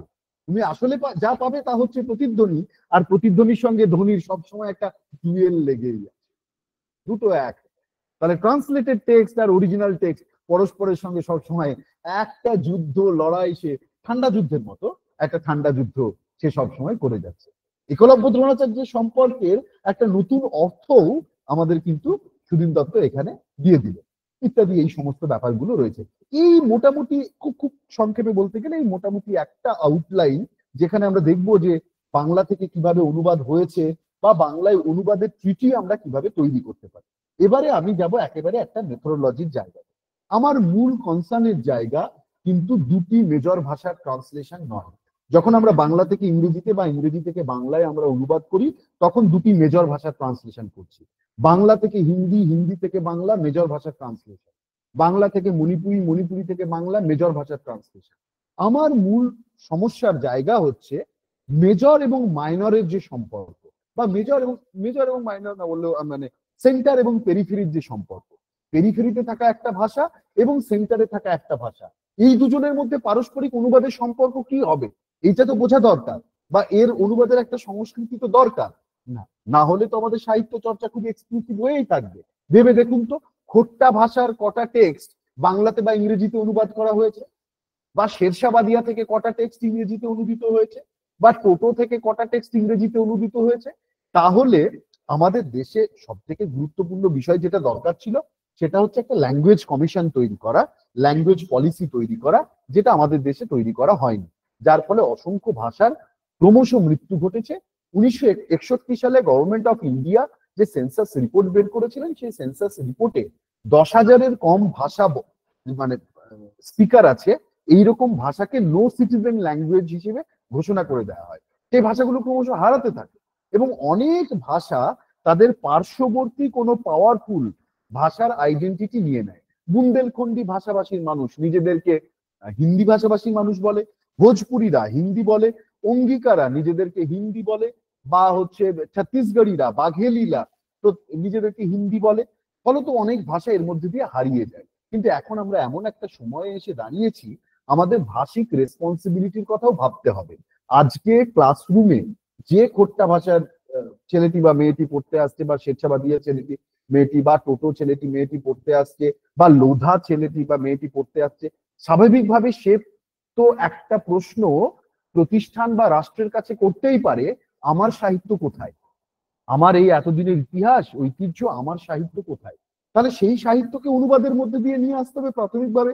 প্রথমেই সেই সাহিত্যের আমি ডিসিপ্লিন খুলে ফেলতে পারবো না। আমার চিন্তার জায়গা ছিল মূলত এইটা, এবং সেটা হওয়ার কারণে সেই চিন্তার জায়গা থেকে আমরা ক্যালকাটা ইউনিভার্সিটিতে একটা ট্রান্সলেশন সেন্টার তৈরি করি। আমি প্রপোজাল দিই এবং বিশ্ববিদ্যালয় কর্তৃপক্ষ সেটা মেনে নেন এবং আমাকেই দায়িত্ব দেওয়া হয়। সেটার নাম দিয়েছি centre for translation and Literary geography. আমাদের লক্ষ্যটা হচ্ছে যে ভাষার সাহিত্য অনুবাদের সংস্কৃতির মধ্যে নেই, বা যে ভাষার সাহিত্য পড়া থেকে আমরা বঞ্চিত, সেই ভাষার দিকে যাওয়া। অর্থাৎ একটা কোলাবোরেটিভ ট্রান্সলেশন তৈরি করা, যে কিছু টোটো স্পিকার নিয়ে আমরা বসলাম, তাদের সঙ্গে বসে টোটো সাহিত্যের বাংলা বা ইংরেজিতে অনুবাদ, খোট্টা সাহিত্যের বাংলা বা ইংরেজিতে অনুবাদ, শেরশাবাদিয়ার ইংরেজিতে অনুবাদ করা হলো, বা লিম্বুর ইংরেজিতে অনুবাদ করা হলো। এইভাবে অনুবাদের মধ্যে দিয়ে একটা সাহিত্যের জায়গা তৈরি করা। আমরা 2 বছর আগে একটা ওয়ার্কশপ করেছিলাম সামসি কলেজে, সেখানে অধ্যাপক অমিত ভট্টাচার্য নিজেও উপস্থিত ছিলেন, তিনি কিনোট স্পিকার হিসেবে ছিলেন, বক্তৃতা দিয়েছেন। তো এই ধরনের ইনিশিয়েটিভ গুলোর মধ্যে দিয়ে আমরা অনুবাদের একটা বৃহত্তর সংস্কৃতি তৈরি করতে পারবো। আমার মনে হয় ট্রান্সলেশন কিন্তু শুধুমাত্র একটা ক্রিয়া নয়, ট্রান্সলেশন হচ্ছে আসলে একটা পলিসি। ট্রান্সলেশন হচ্ছে সব থেকে ইনক্লুসিভ পলিসি, যেটার মধ্যে দিয়ে অনেক ভাষা সংস্কৃতির মানুষজনের অন্তর্ভুক্তিকরণ আমি ঘটাতে পারবো। সেই জন্য আমি ট্রান্সলেশনকে একটা পলিসি হিসেবেই দেখার চেষ্টা করি, যে এটা শুধুমাত্র একটা লিটারেরি অ্যাক্টিভিটি ইত্যাদি নয়। যখন আমরা বেঙ্গল ইন ট্রান্সলেশন বলছি বা ট্রান্সলেটিং বেঙ্গল এই কথাটা বলছি, তখন কিন্তু আসলে শুধুমাত্র বাংলার কথা বলছি না। মানিকচক কলেজের যে অধ্যাপকরা এই অ্যাডন কোর্স অর্গানাইজ করছেন, তারা এটা খুব স্পষ্টভাবেই জানেন। তার কারণ তারা প্রত্যেকদিন একটি মাল্টিলিঙ্গুয়াল ক্লাসরুমে পড়াচ্ছেন, যেখানে বাঙালি ছাত্রছাত্রী আছে, খোট্টা ভাষার ছাত্রছাত্রীরা আছে, বা শেরশাবাদিয়া ভাষার ছাত্রছাত্রীরা আছে। একটা মাল্টিলিঙ্গুয়াল ক্লাসরুমে তারা পড়াচ্ছেন। তাহলে যখন বেঙ্গল ইন ট্রান্সলেশন আমরা বলছি, তখন বাংলার সমস্ত ভাষা, সাহিত্য এবং সংস্কৃতির অনুবাদের একটা একটা উদ্যোগের কথা বলা হচ্ছে। তাহলে আমরা দেখব যে একটা ভাষা, যে ল্যাঙ্গুয়েজ অফ সেন্টার এবং ল্যাঙ্গুয়েজ অফ পেরিফেরি, এই দুটো যখন আমরা অনুবাদ করতে চাই, দুটোর মধ্যে একটা ট্রান্সলেশনাল রিলেশন আমরা এস্টাবলিশ করতে চাই, তখন আমাদের কোলাবোরেশন দরকার হয়। যখন আমাদের সোর্স ল্যাঙ্গুয়েজের কোনো নলেজ নেই, কেবলমাত্র টার্গেট ল্যাঙ্গুয়েজের নলেজ আছে, মানে আমি হয়তো শুধু ইংরেজি জানি, খোট্টা ভাষা জানি না, তাহলে আমার কি দরকার? আমার কোলাবোরেশন দরকার। কয়েকজন খোট্টা ভাষা জানা বিশেষজ্ঞ লাগবে আমার। পেরিফেরাল বা দুটো পেরিফেরাল ল্যাঙ্গুয়েজের মধ্যে যখন আমরা ট্রান্সলেশন করবো, যে দুটো আদিবাসী ভাষার মধ্যে ট্রান্সলেশন করবো, তখন কোলাবোরেশন লাগবে। বা খুব দূরের একটা টেক্সট থেকে আর একটা টেক্সট ট্রান্সলেট করছি, তখন কোলাবোরেশন লাগবে। আর এই ধরনের কোলাবোরেটিভ ট্রান্সলেশনের ক্ষেত্রে কতগুলো টুল দরকার হয়। আমি মেথোডোলজিতে যাচ্ছি না, যাওয়ার আগেই টুল দরকার হবে আমার। সেই টুলগুলো কি? ডিকশনারি, গ্লসারি বা প্যারালাল কর্পাস। আমরা সুবর্ণরৈখিক ভাষা, যেটা একেবারে গোপীবল্লভপুর অঞ্চলের ঝাড়গ্রামের ভাষা, হ্যাঁ, সেই সেই ভাষার গান আমরা ইংরেজিতে অনুবাদ করেছিলাম 2022 সালে। তো সেইটা অনুবাদ করতে গিয়ে আমরা দেখলাম মূল সমস্যা যেটা হচ্ছে, সেটা হচ্ছে যে আমাদের অভিধান নেই। ফলত আমাদের একটা প্যারালাল কর্পাস দরকার। প্যারালাল কর্পাস মানে সুবর্ণরৈখিক ভাষার শব্দ, বাংলা শব্দ এবং ইংরেজি শব্দ, একটা প্যারালাল কর্পাস তৈরি হলো। একটা 1000 বা 2000 শব্দ একটা প্যারালাল কর্পাস তৈরি হলো, যেটা আমাকে সেই ভাষার অনুবাদ করতে সাহায্য করবে। ধরা যাক খোট্টা ভাষার অভিধান নেই, তাহলে খোট্টা ভাষার একটা অভিধান তৈরি করার জন্য আমাকে প্রথমে কি করতে হবে? একটা প্যারালাল কর্পাস তৈরি করতে হবে, যে এই খোট্টা শব্দটাকে বাংলায় কি বলে, ইংরেজিতে কি বলে, একটা প্যারালাল কর্পাস। সেই প্যারালাল কর্পাস খুব হেল্প করে আমাদের অনুবাদের ক্ষেত্রে, কারণ খুব সহজেই কিন্তু আমরা ডিকশনারি তৈরি করতে পারি না। তারপরে আমরা টাইপস অফ কোলাবোরেশনে যাচ্ছি, যে অথর এক্সপার্ট ইন রেসিডেন্সি। যে ধরা যাক যে আমাদের গৌতম রাজবংশী ভাষার একজন বিশেষজ্ঞ মানুষ, গৌতমকে আমরা নিয়ে যাচ্ছি কলকাতায়, নিয়ে গিয়ে গৌতমের সঙ্গে বসে রাজবংশী লেখালেখি অনুবাদ করা হচ্ছে, অথর বা এক্সপার্ট ইন রেসিডেন্সিতে অনুবাদ করা হচ্ছে। বা অনসাইট ট্রান্সলেশন, শেরশাবাদিয়ার ক্ষেত্রে আমরা যেটা করেছিলাম, যে একেবারে শেরশাবাদিয়া অঞ্চলে এসে সেই অঞ্চলে একটি ইনস্টিটিউশন এবং সেখানকার পণ্ডিত মানুষদের সঙ্গে, হ্যাঁ, ওয়াহাবদা আছেন যিনি শেরশাবাদিয়ার সাহিত্য একদম পণ্ডিত মানুষ এবং অ্যাক্টিভিস্টও বটে, তার সঙ্গে বসে আমরা অনুবাদ করছি। এটা হচ্ছে onsite translation. Digital and distant translation, এটা মূলত আমরা প্র্যাকটিস করেছিলাম প্যান্ডেমিকের সময়। আর একটা হচ্ছে ওয়ার্কশপ মডেল। এই ওয়ার্কশপ মডেলের মধ্যে দিয়ে যতটা সম্ভব সোর্স কালচারকে এনে বসানো হয়, বা সোর্স কালচার সম্বন্ধে একটা ইন্ট্রোডাকশন দিয়ে ট্রান্সলেশন করানো হয়। আর হচ্ছে অনসাইট কোলাবোরেটিভ ট্রান্সলেশনে দুটো মেথড ফলো করা হয়, একটা হচ্ছে কমিউনিটি কোলাবোরেশন, আর একটা হচ্ছে ইনস্টিটিউশনাল কোলাবোরেশন। ইনস্টিটিউশনাল কোলাবোরেশন আমরা হামসি কলেজের সঙ্গে শেরশাবাদিয়ার সময় করেছি। কমিউনিটি কোলাবোরেশন আমরা যখন টোটো ট্রান্সলেট করছি, টোটো পাড়াতে গিয়ে তখন আমরা করছি, সেটা কমিউনিটি ট্রান্সলেট কোলাবোরেশন হচ্ছে।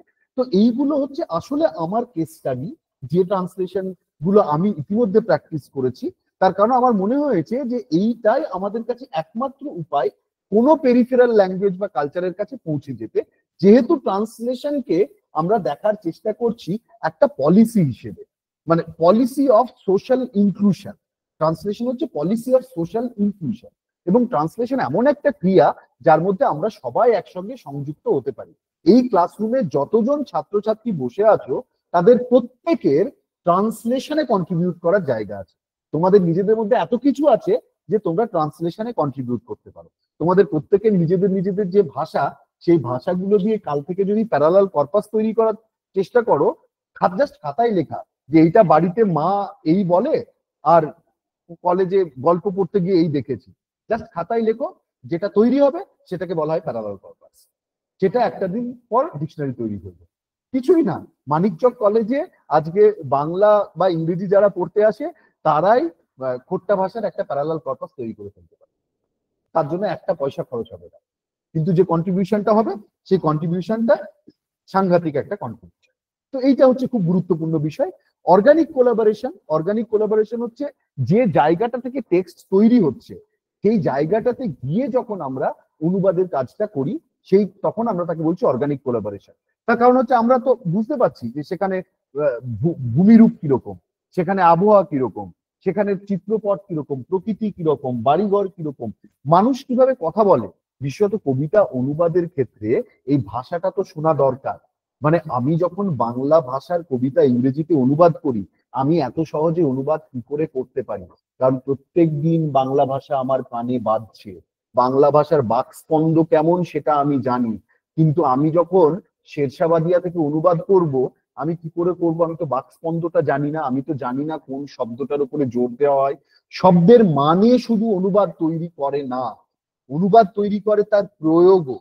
কারণ প্রয়োগের উপর অর্থ নির্ভর করে, অর্থ তো শুধু ডিকশনারিতে থাকে না, অর্থ তো প্রয়োগের উপরও নির্ভর করে যে একটা কবিতার কোন শব্দের উপর ঝোঁকটা বেশি দেওয়া হচ্ছে। হেমাঙ্গ বিশ্বাস যে কারণে বারবার ফোক নিয়ে এত স্পর্শকাতর ছিলেন, যে ফোককে শুধু ফোক বলে এক করে দিলে চলবে না।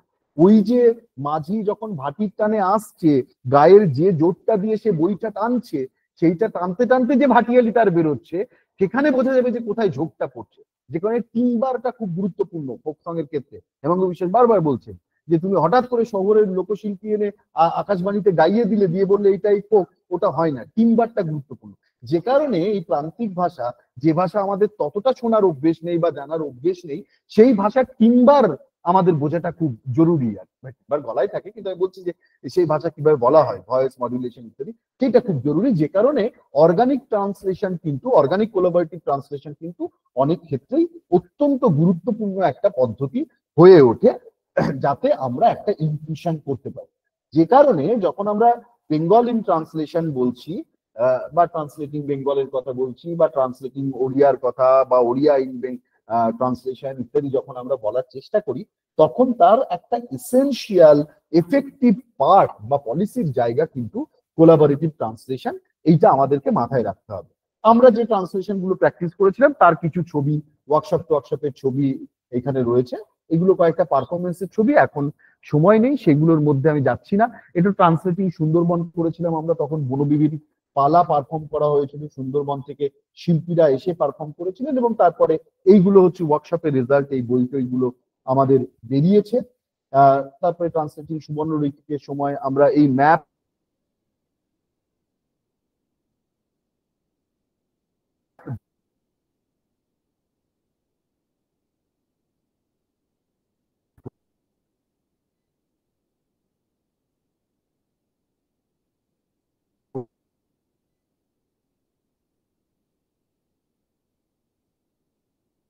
এই যে 7.5 কিলোমিটার কোনো রাস্তা নেই, এই রাস্তা না থাকার যন্ত্রণা কিভাবে সাহিত্যকে প্রভাবিত করছে সেটাও বোঝার দরকার ছিল। এবং টোটো শব্দ সংগ্রহ একটা প্যারালাল কর্পাস আমরা এখান থেকে তৈরি করতে পেরেছি, এবং আমাদের এই কাজটা অত্যন্ত প্রশংসিত হয়েছিল। দা হিন্দু নিউজ পেপারের ইন্টারন্যাশনাল এবং ন্যাশনাল এডিশনের ফন্ট পেজে এই স্টোরিটা কভার করা হয়েছিল।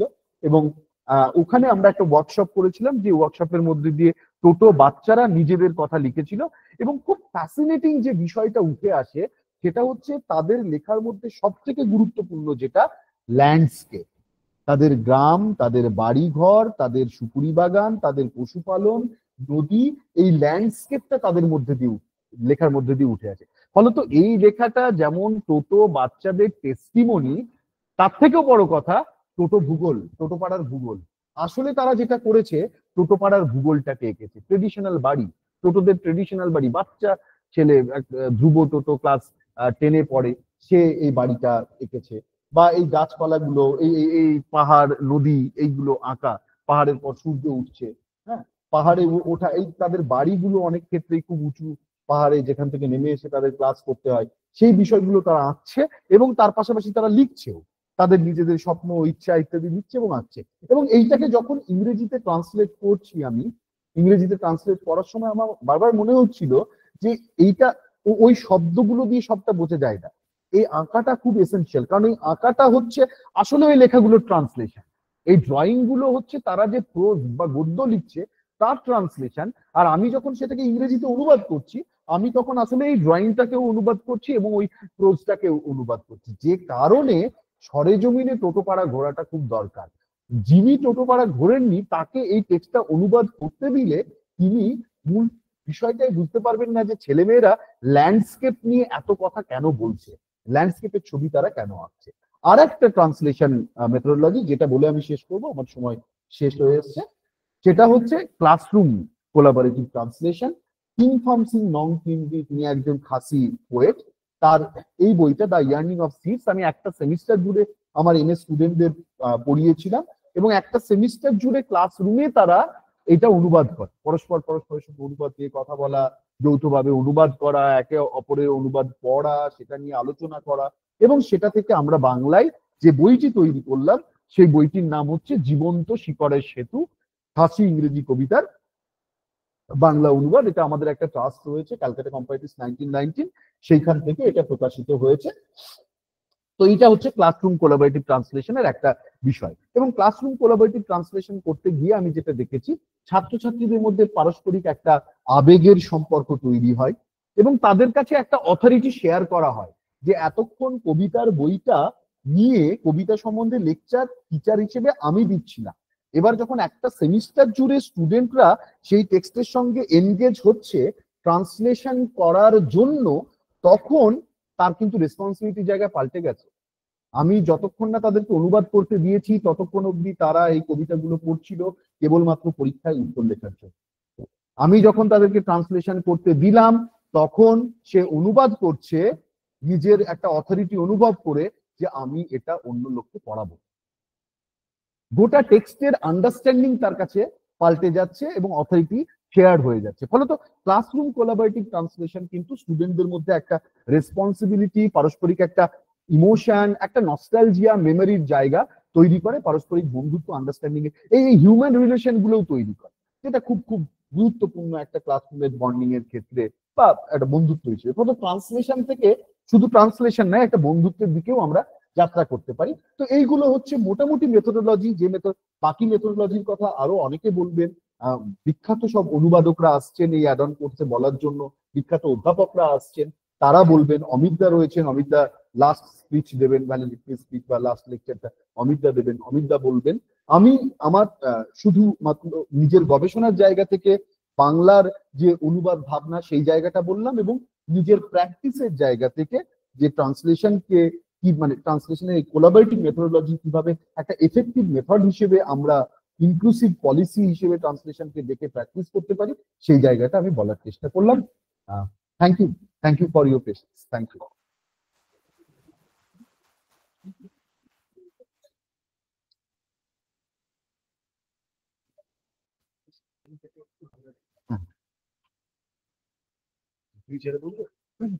তুমি বসো।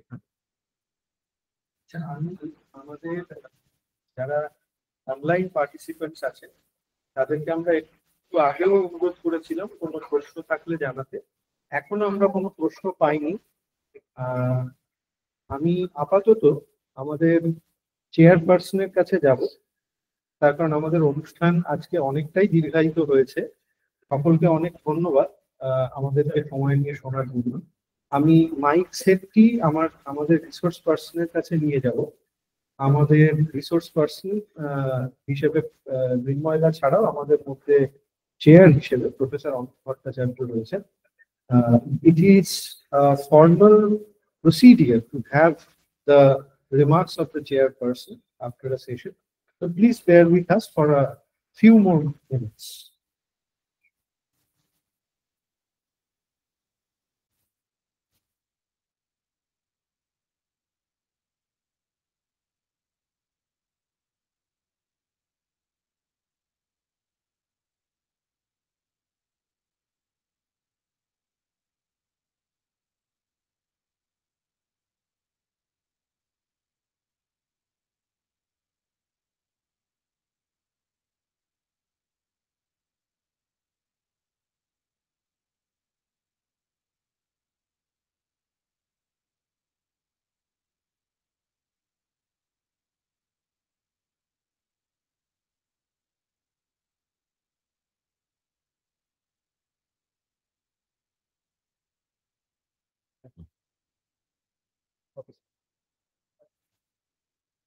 Well, thanks a lot, dear participants, for your patience.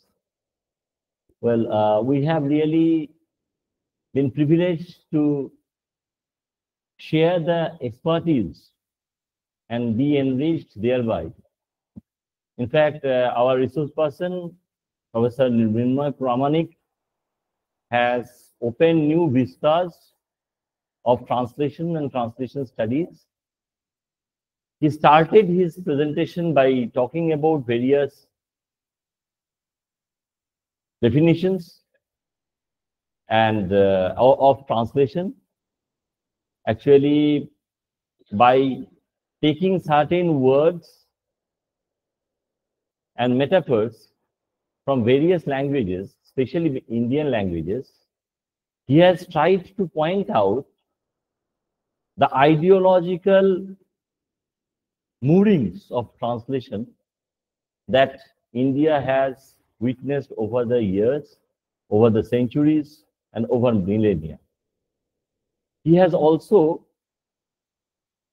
given us new food for thought by pointing out at least a few very seminal conceptual treatises.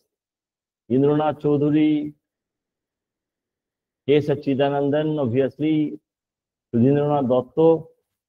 These were stalwarts who have tackled the process and project of translation in their own ways, thereby giving us very important sidelights on the way translation takes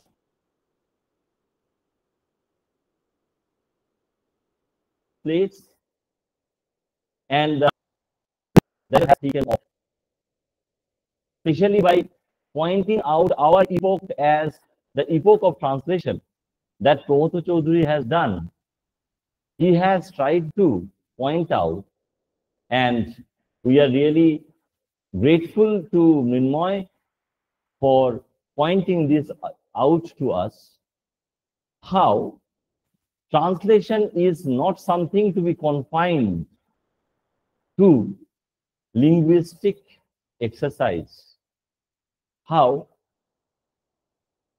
the boundary between interlingual and intralingual and intersemiotic translation, as Roman Jakobson has pointed out, is very porous, has come very clear from the deliberations of Professor Pramanik, and by giving us very concrete case studies, he has not only preached but also practiced. And that's why Mrinmoy Babur এই যে অনুবাদ নিয়ে যে কর্মকাণ্ড, সেটা যে শৌখিন মজদুরি হয়ে দাঁড়ায়নি, এর মধ্যে যে অন্তঃসারটা আছে সেটা জানানোর জন্য তার কয়েকটা ছোট ছোট ওয়ার্কশপের যে রেফারেন্স তিনি দিলেন খুব ছোট্ট করে, সেটা কিন্তু যথেষ্ট ছিল। তো ইনফ্যাক্ট আমি এক কথায় বলে শেষ করব, মৃন্ময়বাবু বলছিলেন যে শেষ বক্তা আমি হব এবং আমি ভেবে রেখেছি যে ইন্ট্রালিঙ্গুয়াল ট্রান্সলেশন নিয়ে কথা বলবো। ইনফ্যাক্ট আজকে আমি ব্যক্তিগতভাবেও মৃন্ময়বাবুর কাছে ঋণী থাকলাম, তার কারণ হচ্ছে he has given me the cue. কোথায় ইন্ট্রালিঙ্গুয়াল আর ইন্টারলিঙ্গুয়াল ট্রান্সলেশনের মধ্যেকার এই পোরাস বাউন্ডারিটা আছে, সছিদ্র যে সীমানা, সেটা নিয়ে আলোচনা করাটা আমার মনে হয় এই ট্রান্সলেশন সম্পর্কে যে অ্যাড অন কোর্স চলছে তাতে একটা গুরুত্বপূর্ণ বিষয় হয়ে উঠতে পারে। যা হোক, আমার মনে হয় এবার পার্টিসিপেন্টসদের কথা বলতে দেওয়া জরুরি, কেননা বারবার দেবাদিত্য বলেছে এটা মনোলজিক নয়, এটা একটা ডায়ালজিক প্রসেস। তো আমি আমার বক্তব্য শেষ করলাম, সবাইকে ধন্যবাদ। এবং এখন হাততালি এখানে গুরুত্বপূর্ণ নয়, কেননা এটা বেসিক্যালি এটা তো পঠন পাঠনের জায়গা।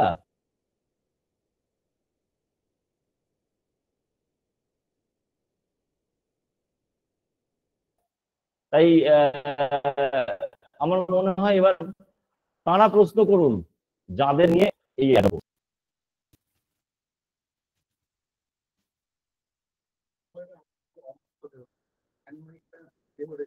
হ্যাঁ ঠিক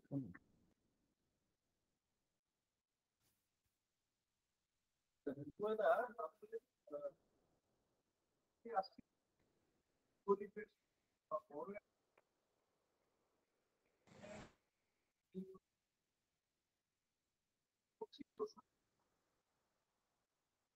কথা বললে কিন্তু চলবে না।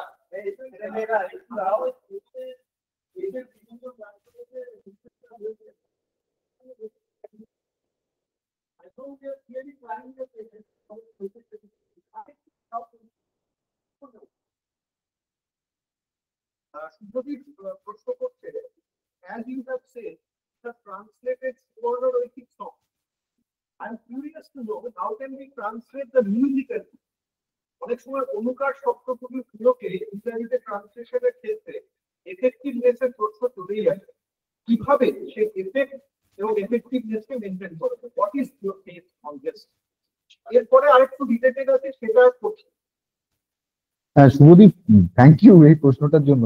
দেখো আমি এখানে একটা জিনিস বলে রাখি, সেটা হচ্ছে যে মিউজিক্যাল টেক্সটকে না কোন পারপাসে আমরা অনুবাদ করছি সেইটা খুব গুরুত্বপূর্ণ। ধরো সিনেমার গানের সাবটাইটেল করা হচ্ছে, সেইটার মধ্যে না ওই মিউজিক্যালিটিটা রাখাটা খুব জরুরি হয়ে যায় তখন, কারণ গানের শব্দগুলো যাচ্ছে সেই সঙ্গে সঙ্গে মেপে মেপে অনুবাদটাকেও যেতে হবে, রাইট? ফলত সেটা খুব গুরুত্বপূর্ণ। বা ধরো যখন আমি একটা গানকে অনুবাদ করছি গান গাইবো বলে, তখন মিউজিক্যালিটিটা রাখা অত্যন্ত গুরুত্বপূর্ণ, না হলে তুমি সুরে ফেলতে পারবে না বা সেই মজাটা থাকবে না, মানে গানটার গান হবে না। কিন্তু আমরা বেশিরভাগ ক্ষেত্রে এখানে যেটা করি সেটা হচ্ছে আমাদের পারপাসটা কি। আমাদের পারপাস হচ্ছে একটা বৃহত্তর পাঠককে বোঝানো যে এই ভাষায় কিছু গান আছে, যে গানগুলো এই রকম, এই গানগুলো যে এই রকম এটা আপনাদের কাছে আমরা পৌঁছে দিলাম। আমরা কিন্তু এইটা কোনো গায়কের কাছে দিচ্ছি না তিনি পারফর্ম করবেন বলে, রাইট? বা সিনেমার সাবটাইটেল করছি না। যদি সিনেমার সাবটাইটেল বা গায়কের কাছে দেওয়া হয় তখন কিন্তু সেটা নিজেকে এবার গেয়ে গেয়ে দেখতে হবে, গুনগুন করে দেখতে হবে যে সেটা গানের মতো হচ্ছে কিনা।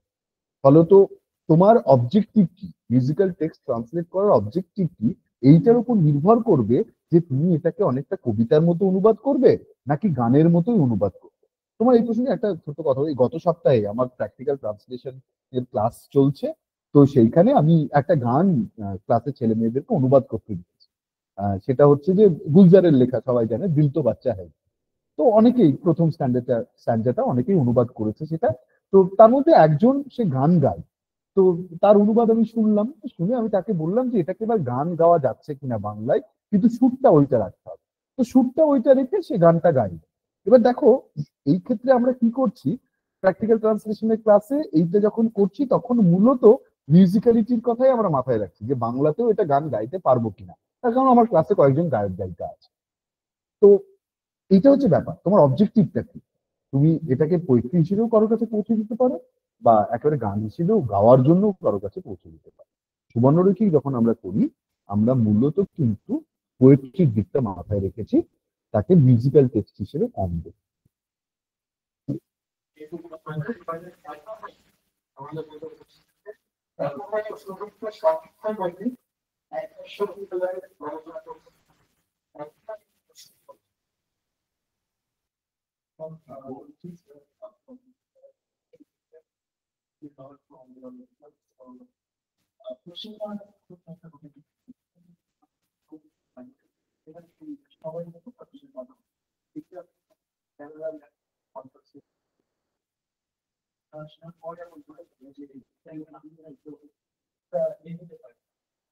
একদম নিশ্চয় এগোতে পারে, মানে এগোও তুমি।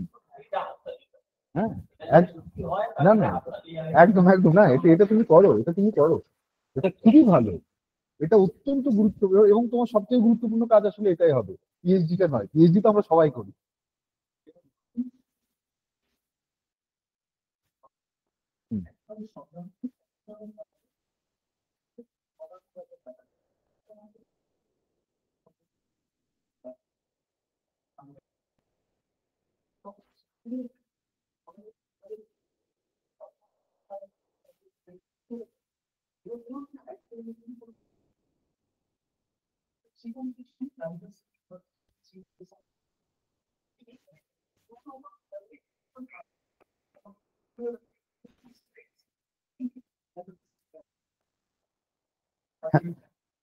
হ্যাঁ, এইটা যেটা হয় যে দেখো, মূলত প্রত্যেকে না অনুবাদক মাত্রেই সে ফেদ। আমরা প্রত্যেকেই চেষ্টা করি মূল টেক্সটের প্রতি ফেথফুল থাকতে।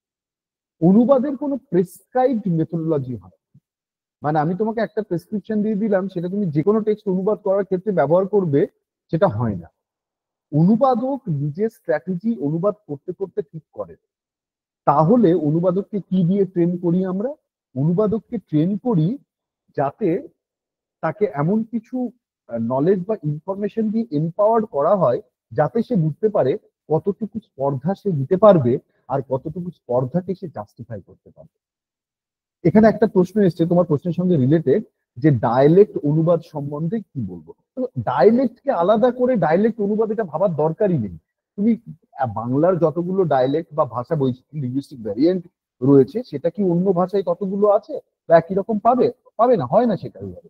তুমি শুধু কয়েকটা শব্দ রেখে দেবে, যে শব্দের চাতুরি বা চতুর প্রয়োগ দিয়ে তুমি পাঠককে বোঝাতে পারবে এইটা কিন্তু কলকাতার বাংলায় লেখা নয়, এটা মালদার বাংলায় লেখা, এই বাংলাটা মালদায় ব্যবহার করা হয়। এরকম দুটো তিনটে শব্দ দিয়ে রাখো ওখানে, দ্যাটস অল। আর কিচ্ছু মাথা ব্যথা করতেই হবে না, কারণ ওটা অসম্ভব ব্যাপার, ওটা অসম্ভব ব্যাপার।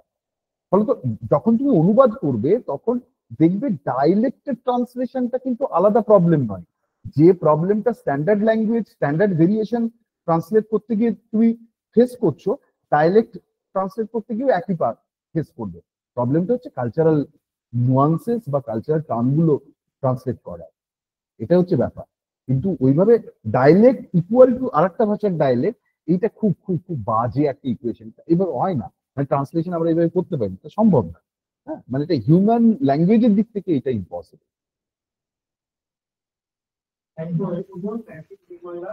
আমি আমাদের কাছে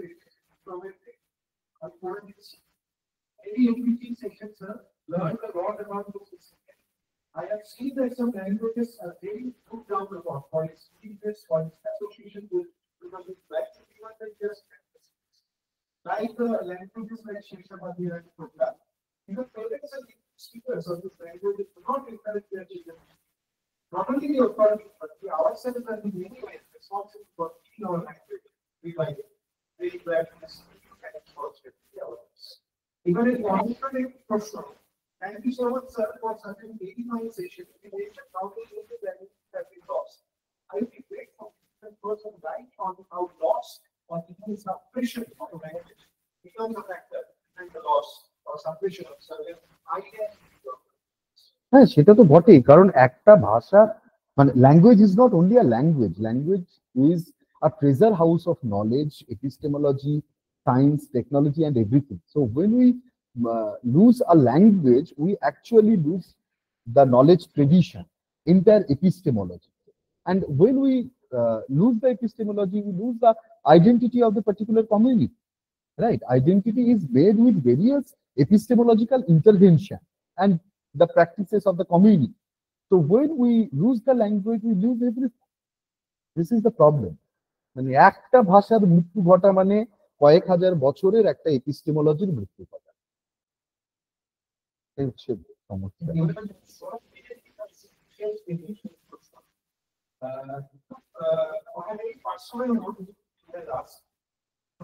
অনুবাদ করার ফলে সরল এখন ভাবতে হয় লিখন করে কতটা অনুভব করতে পারে এই সমস্যার জন্য ট্রান্সলেট করতে পারছে ডিজিটাল দেওয়ার লিখনের উপরে এই সমস্যার সমাধান করতে পারলো ট্রান্সলেট সুরভি, এটা খুবই বিপজ্জনক প্রশ্ন। হ্যাঁ, খুবই বিপজ্জনক প্রশ্ন। তুমি এরকম প্রশ্ন কেন করবে? হ্যাঁ হ্যাঁ, সেটা তো ঠিক। আসলে দেখো, বিষয়টা হচ্ছে আমাদের অনুভূতিরও তো নানা স্তর তৈরি হয়েছে না? আমরা বড় হতে হতে এত সাহিত্য পড়তে পড়তে অনুভূতিরও নানা স্তর তৈরি হয়েছে, ফলত আমাদের প্রচুর এথিক্যাল ডিলেমাও তৈরি হয়েছে। তুমি যে সমস্যাটার কথা বলছো, এই সমস্যাটা আসলে যে কোনো ট্রান্সলেটারের সমস্যা, এবং সেই জন্য ট্রান্সলেটর সবসময় নিজের সঙ্গে নিজে লড়াই করেন একটা টেক্সট ট্রান্সলেট করতে গিয়ে। যদি না সেই টেক্সটটা খুব মেকানিক্যাল টেক্সট হয়, বা ক্লাসের টেক্সট বুকের জন্য আমি ট্রান্সলেট করছি, এই সমস্যা তো সবসময় ট্রান্সলেটের মধ্যে চলতে থাকে। যেমন লেখকের মধ্যেও থাকে। লেখক কি সব কথা বলতে পারেন? লেখককে কত কিছু ঢেকে কত কথা বলতে হয়, ফলত লেখকের মধ্যে ওই ডিলেমা থাকে না? থাকে। ফলত ট্রান্সলেটরের মধ্যেও সেই একই রকম লেখকের যে ডিলেমা, সেই ডিলেমা সুরভি মানে ট্রান্সলেটরদের মধ্যেও থাকে। ফলত তুমি যেটা বলছো না, এথিক্যাল গ্রাউন্ড তৈরি হওয়া বা লেখকের উপর নির্ভর হয়ে পড়া, এবং এই কারণে ট্রান্সলেট না করতে পারা, পিছিয়ে আসা, এই সমস্যাটা কিন্তু মানে হবেই, এটা চলতে থাকে। এটার সঙ্গে লড়াই করতে হবে, নিজের সাথে লড়াই করতে হবে। একটা লাস্ট প্রশ্ন এসেছে, ওটা আমার বলা ইচ্ছা আছে, কোনটা প্রশ্ন আমরা নোট করছি। এসি কার্যক্রম কি প্রশ্ন বলছেন, কি কার্য লেখার সুবিধা করার ক্ষেত্রে কোন বিশেষ চিঠিপত্র অনুবাদ, দেখ, চিঠিপত্র তো অনেকটা ব্যক্তিগত গদ্যের মতোই আছে, ফলত সেই পার্সোনাল টাচটা থাকলেই হবে। এর খুব ভালো এক্সাম্পল হিসেবে রবীন্দ্রনাথের চিঠিপত্রে অনেকগুলো অনুবাদ আছে, সেইগুলো দেখা যেতে পারে। কিন্তু আমার মনে হয় সেই পার্সোনাল টাচটুকু থাকলেই হলো। আর তো আলাদা করে তো কিছু মনে হয় না। মানে আলাদা করে চিঠিপত্র ট্রান্সলেশন চ্যালেঞ্জিং বলে আমার মনে হয়। তার কারণ চিঠিপত্র লেখা হয় খুব সিম্পল প্রোজে, সেদিক থেকে চিঠিপত্র ট্রান্সলেট করার মধ্যে একটা মজাও আছে। খুব চ্যালেঞ্জিং আমার মনে হয় না। শুধু পার্সোনাল টাচটা মাথায় থাকলেই বলবে।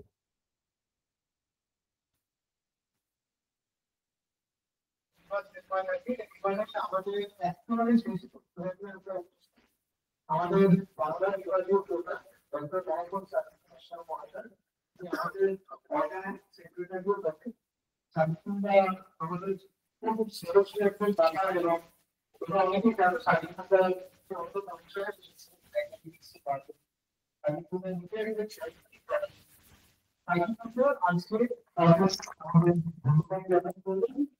তারপরে অনুযায়ী জাতীয় সঙ্গীত করে তারপরে আমরা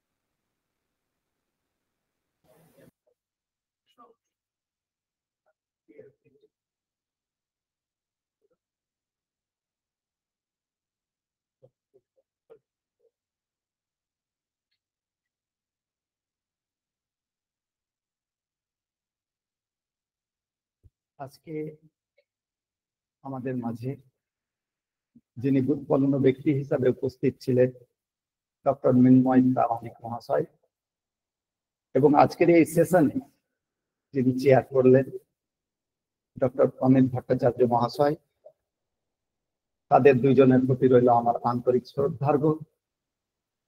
এবং যারা আজকে অনলাইনে আমাদের প্রোগ্রামে অংশগ্রহণ করেছে, এখানে যারা আছেন প্রোগ্রামে অংশগ্রহণ করা, তাদের প্রতিও আমার আন্তরিক শ্রদ্ধা রইল, এবং আমার ছাত্রছাত্রী যারা এবং ছাত্রছাত্রী ব্যতীত ভাই তুল্য যারা আছে, তাদের প্রতি রইল আমার স্নেহাশিস।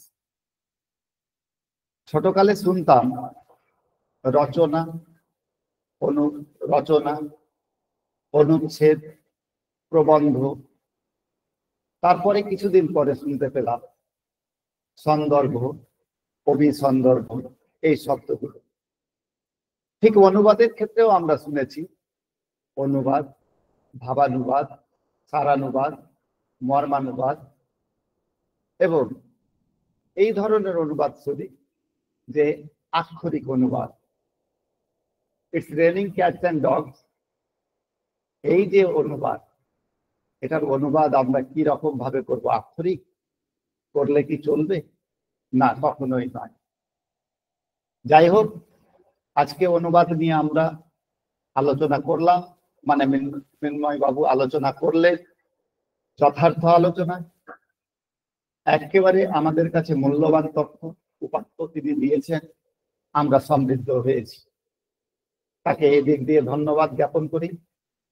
এবং আজকে যে চেয়ার করলেন যিনি, অমিত ভট্টাচার্য মহাশয়, আমাদেরকে সময় দিয়েছেন, তার মহামূল্যবান, তার জন্য তার প্রতিও রইল আরেকবার আমার আন্তরিক ধন্যবাদ এবং অভিনন্দন।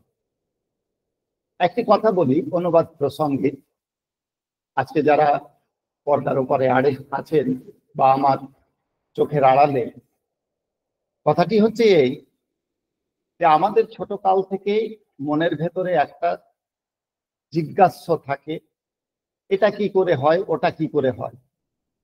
আমি যখন ক্লাস 3-তে পড়ি তখন বাবার কাছে রবিনসন ক্রুসোর কাহিনী শুনেছিলাম, কিন্তু রবিনসন কাহিনীর ক্রুসো আছে ইংরেজিতে, ড্যানিয়েল ডিফোর লেখা, আমি পড়ে উঠতে পারিনি। যদিও সন্ধান পেলাম যে আমাদের গ্রামে একটি ছেলে ইংলিশে অনার্স পড়ে, তার কাছে বইটা পাওয়া যাবে। বইটা পেলামও একদিন, কিন্তু টিকটিকির সেই বেল গেলার মতো, ডুমুর গেলার মতো আমার সাধ্য হলো না সেটাকে পড়ে স্বাদ গ্রহণ করা। সেই সময়ই ভেবেছিলাম যে অন্য দেশের যে সাবজেক্ট গুলো আছে, অন্য দেশের সাহিত্য গুলো আছে, লিটারেচার যে আছে, তা আমাদের বাংলা ভাষাতে নেই কেন? এখন এটা সম্ভব নয়। পরে পরে ভেবেছি কোনো মতেই সম্ভব হবে না।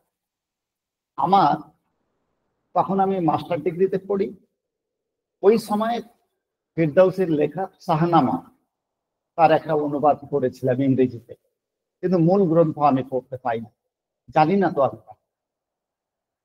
এখন এই যে আমার অন্য গ্রন্থ পড়া হলো, অন্য একটা ভাষার মধ্য দিয়ে আমি জ্ঞান রপ্ত করলাম, এটা কি আমার কাছে কম বড় প্রাপ্তি?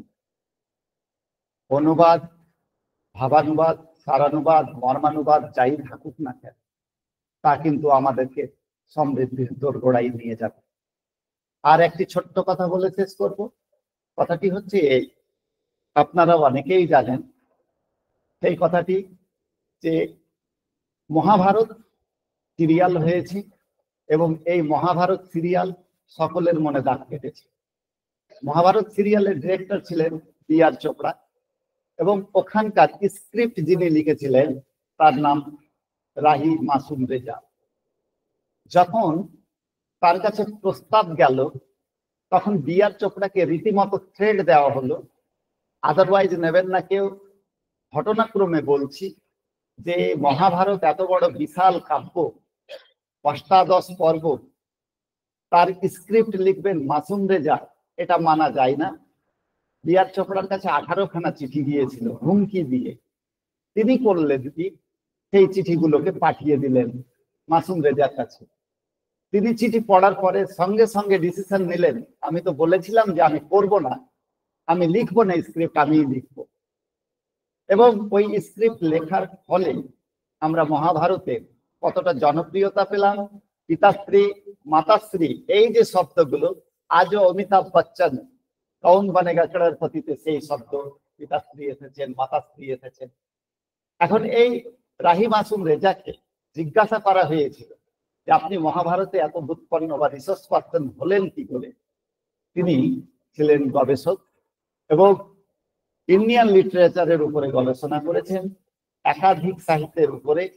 তিনি বলেছিলেন যে এই সংস্কৃতটা আমি একবার পারছিলাম না বুঝতে, আর সংস্কৃতের প্রতি আমার একটা ঝোঁক ছিল, তবে ওই সংস্কৃতটাকে আমি বেশি শিখেছি আমাদের ইন্ডিয়ান যে সাহিত্যগুলো আছে ওটার মধ্য দিয়ে, ডাইরেক্ট আমি শিখতে পারিনি। ওটার মধ্য দিয়ে আমার আগ্রহ জেগেছি বলে আমি সংস্কৃত ভাষাটাকে এত ভালোভাবে রপ্ত করেছি। যাই হোক, আমার সারানুবাদ এই বা কথাটি হচ্ছে এই অনুবাদ আছে বলে বিশ্বের অন্য দেশে যে কোনো সাহিত্য সংক্রান্ত কথা, বিজ্ঞান আমরা আজকে গ্রহণ করতে পেরেছি। আমাদের বাংলায় টার্মিনোলজি এতটা নেই, ধীরে ধীরে বাড়ছে, টার্মিনোলজিও আমরা গ্রহণ করতে পারছি। এই পড়ন্ত বিকেলে সবাইকে আমার আন্তরিক শ্রদ্ধা এবং স্নেহ শুভেচ্ছা জানিয়ে এখানে আমি সবাইকে ধন্যবাদ জ্ঞাপন করে শেষ করছি। ধন্যবাদ।